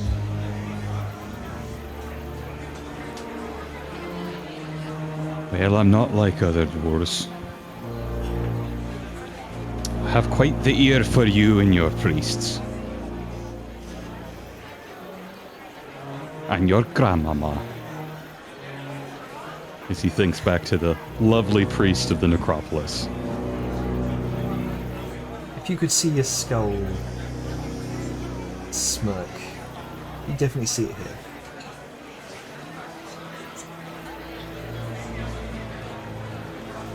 About what you said earlier, when Zanzil gave you the gems. Aye, it's a valuable ring, but that one belonged to a lad called Nolgrim. He kind of lifts up the amulet that holds a small amount of his own blood. He was a holy center of that place. Powerful mage that did clerical types of magic others didn't understand. I hope my ear can be humble enough to listen to what you have to say. There's a lot of wisdom in your ears. And he looks over the crowd, And in their smiles. That's what I want to offer for Yara. Someone who wants to listen to you.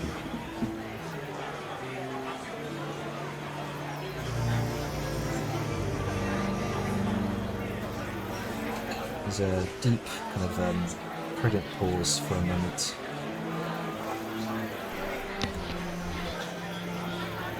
You want to build a bridge. Good. Bridges ain't made of magic. Rings on noble favors, Angus. They built on trust, on deeds, on who you become while leading the folk who follow you. Do that, and Mothhome won't just be a place you claimed. His finger once again taps your breastplate. It'll be a place that claimed you.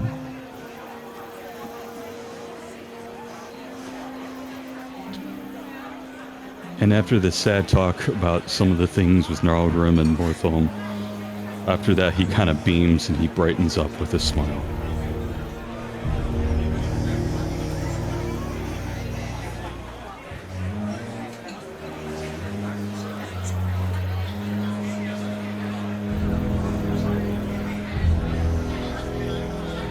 Was there anything else you wanted to ask him? Well, I've an industrious people. Quite across the far end of the mountain there, but I'm working on setting up Morthholm right. I see you've got a wonderful plant here. Cities of gold and food and the like. I have no idea what I could ever offer you, but is there anything dwarven artisans perhaps could give to your people to enrich their lives? Anything we could trade with you that's difficult or dangerous to get here?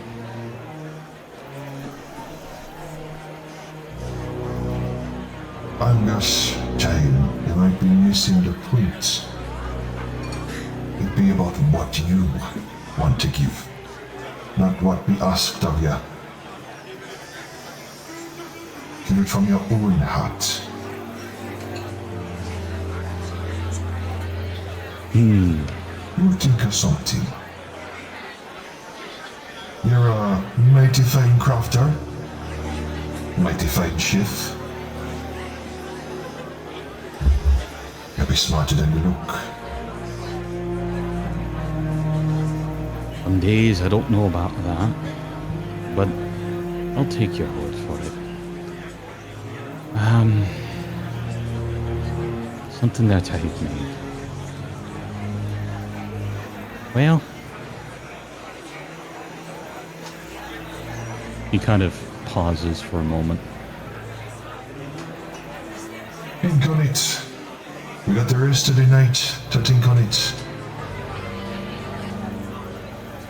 He kind of gestures around broadly to the thriving crowds here.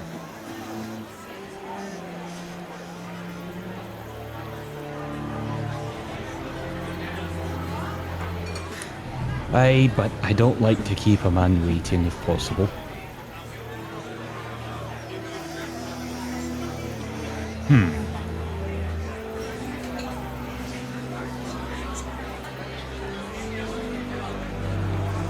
He'll kind of pause for a moment and he'll start to weave a spell, and he'll begin to fabricate something at the table there. He'll lay out a bunch of little wealth and various like stones of the like as he begins to amalgamize something together. And with his various proficiencies in smithing and stone crafting, he's able to put quite a bit of detail into it. Rather than wiggling his fingers and it just appears, it's almost like he's molding something like this.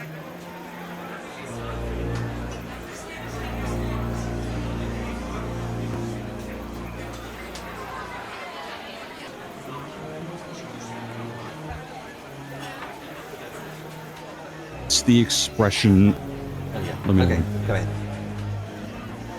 So he takes out from his bag of all of his crafting goods little bits of different sedimentary types of rock that he's gotten from the travels along the way. The red stones from when we first crossed the wall and saw the giant beasts.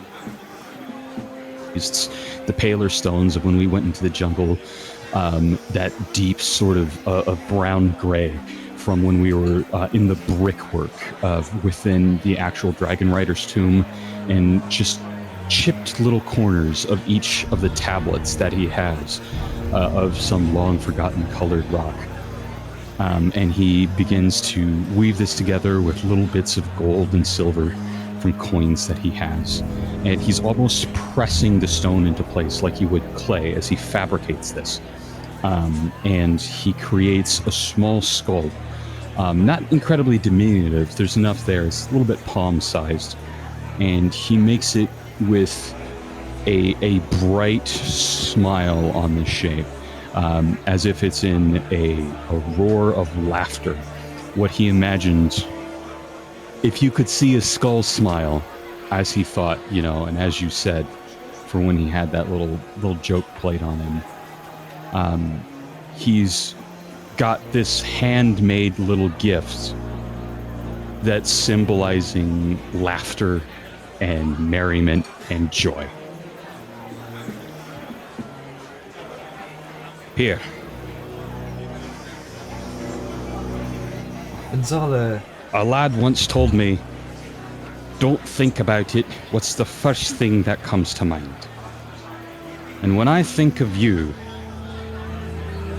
I think of that laugh, and the laugh of your people. Please accept this token.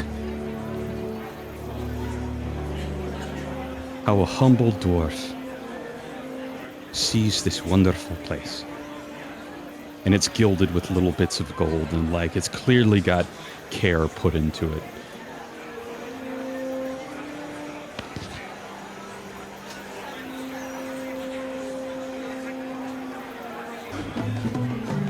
Gonzalo gingerly takes that stone skull token, grinning wide with laughter. Tilts his head back and forth, examining it. Oh, look at you, big lad, creating a keepsake for the ferryman. We like that. It's cute.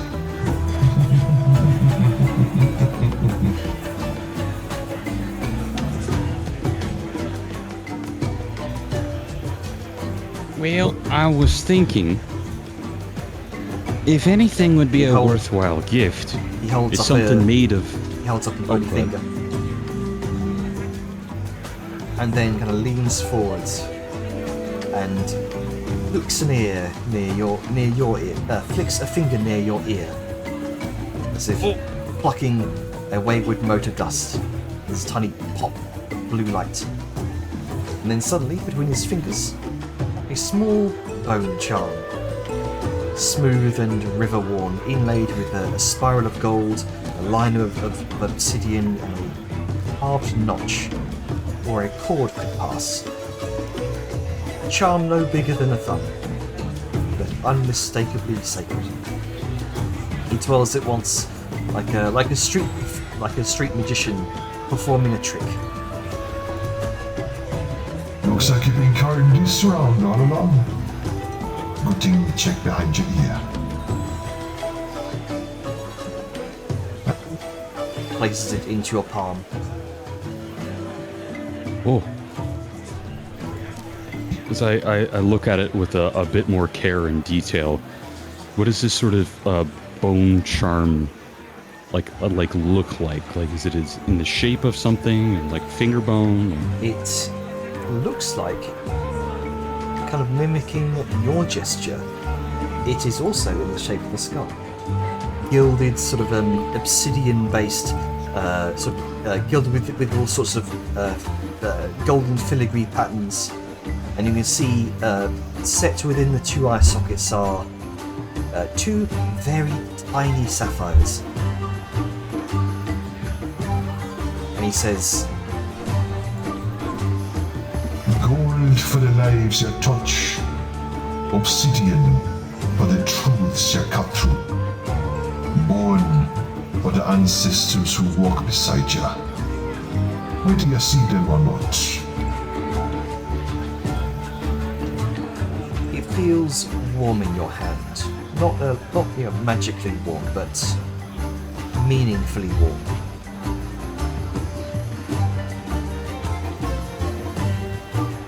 There's just this moment where he looks at it, and he has just the stupidest toothy grin as his big ears go red.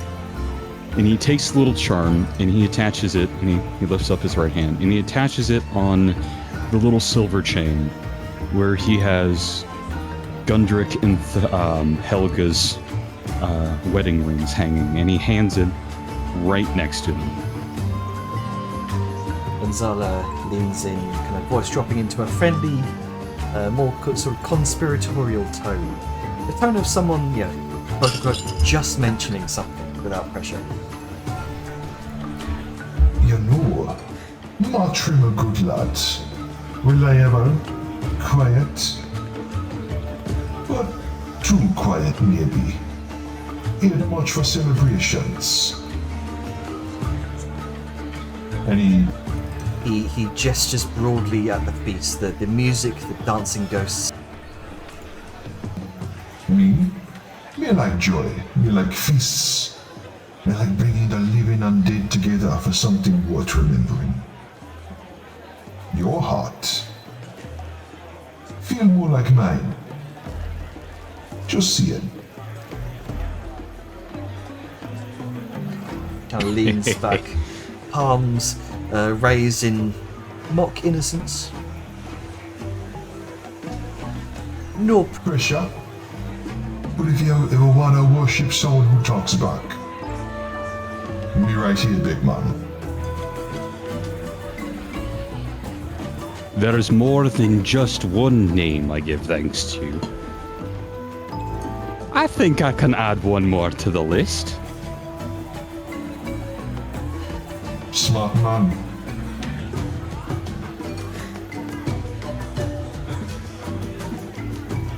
Just no rush. Conversion take time. Sometimes decades. Sometimes after you die. Be patient.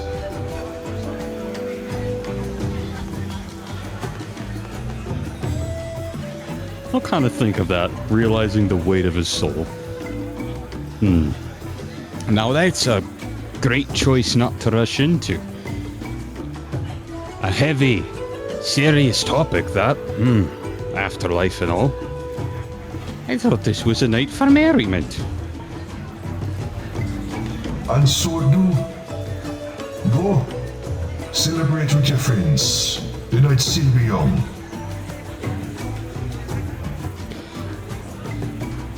Right. Off I'll go then. Whenever you wish to do the handoff on your time and the festivities are done, well, He kind of jingles his wrist charm. give me a call. I'm known to answer.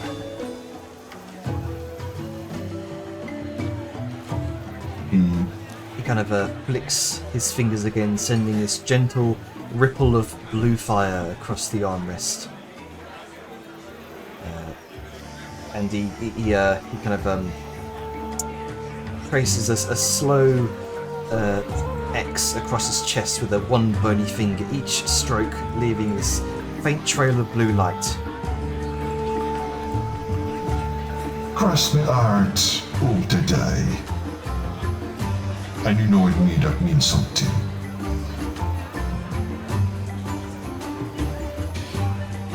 He'll smirk and he'll, hold up the hand and he'll mimic the gesture. He leans back, throwing an arm lazily over the throne again, beckons forward his retinue of royal fawning spectres. I've hogged his time enough. You can have your turns back. Until then, my friend. And he hops down away from the throne. Oh, in Bristolandia deterred. Where were we?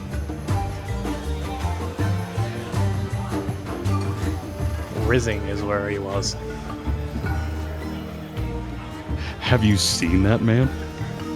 He do be built. Bro invented the word aura. And with And that, on that note, yes, on that note, we'll end it there. The night is young. The Eve of Souls are still yet to be finished.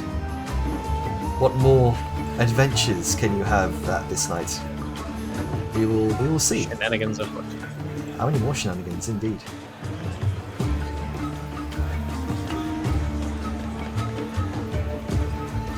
I shall stop recording in 3,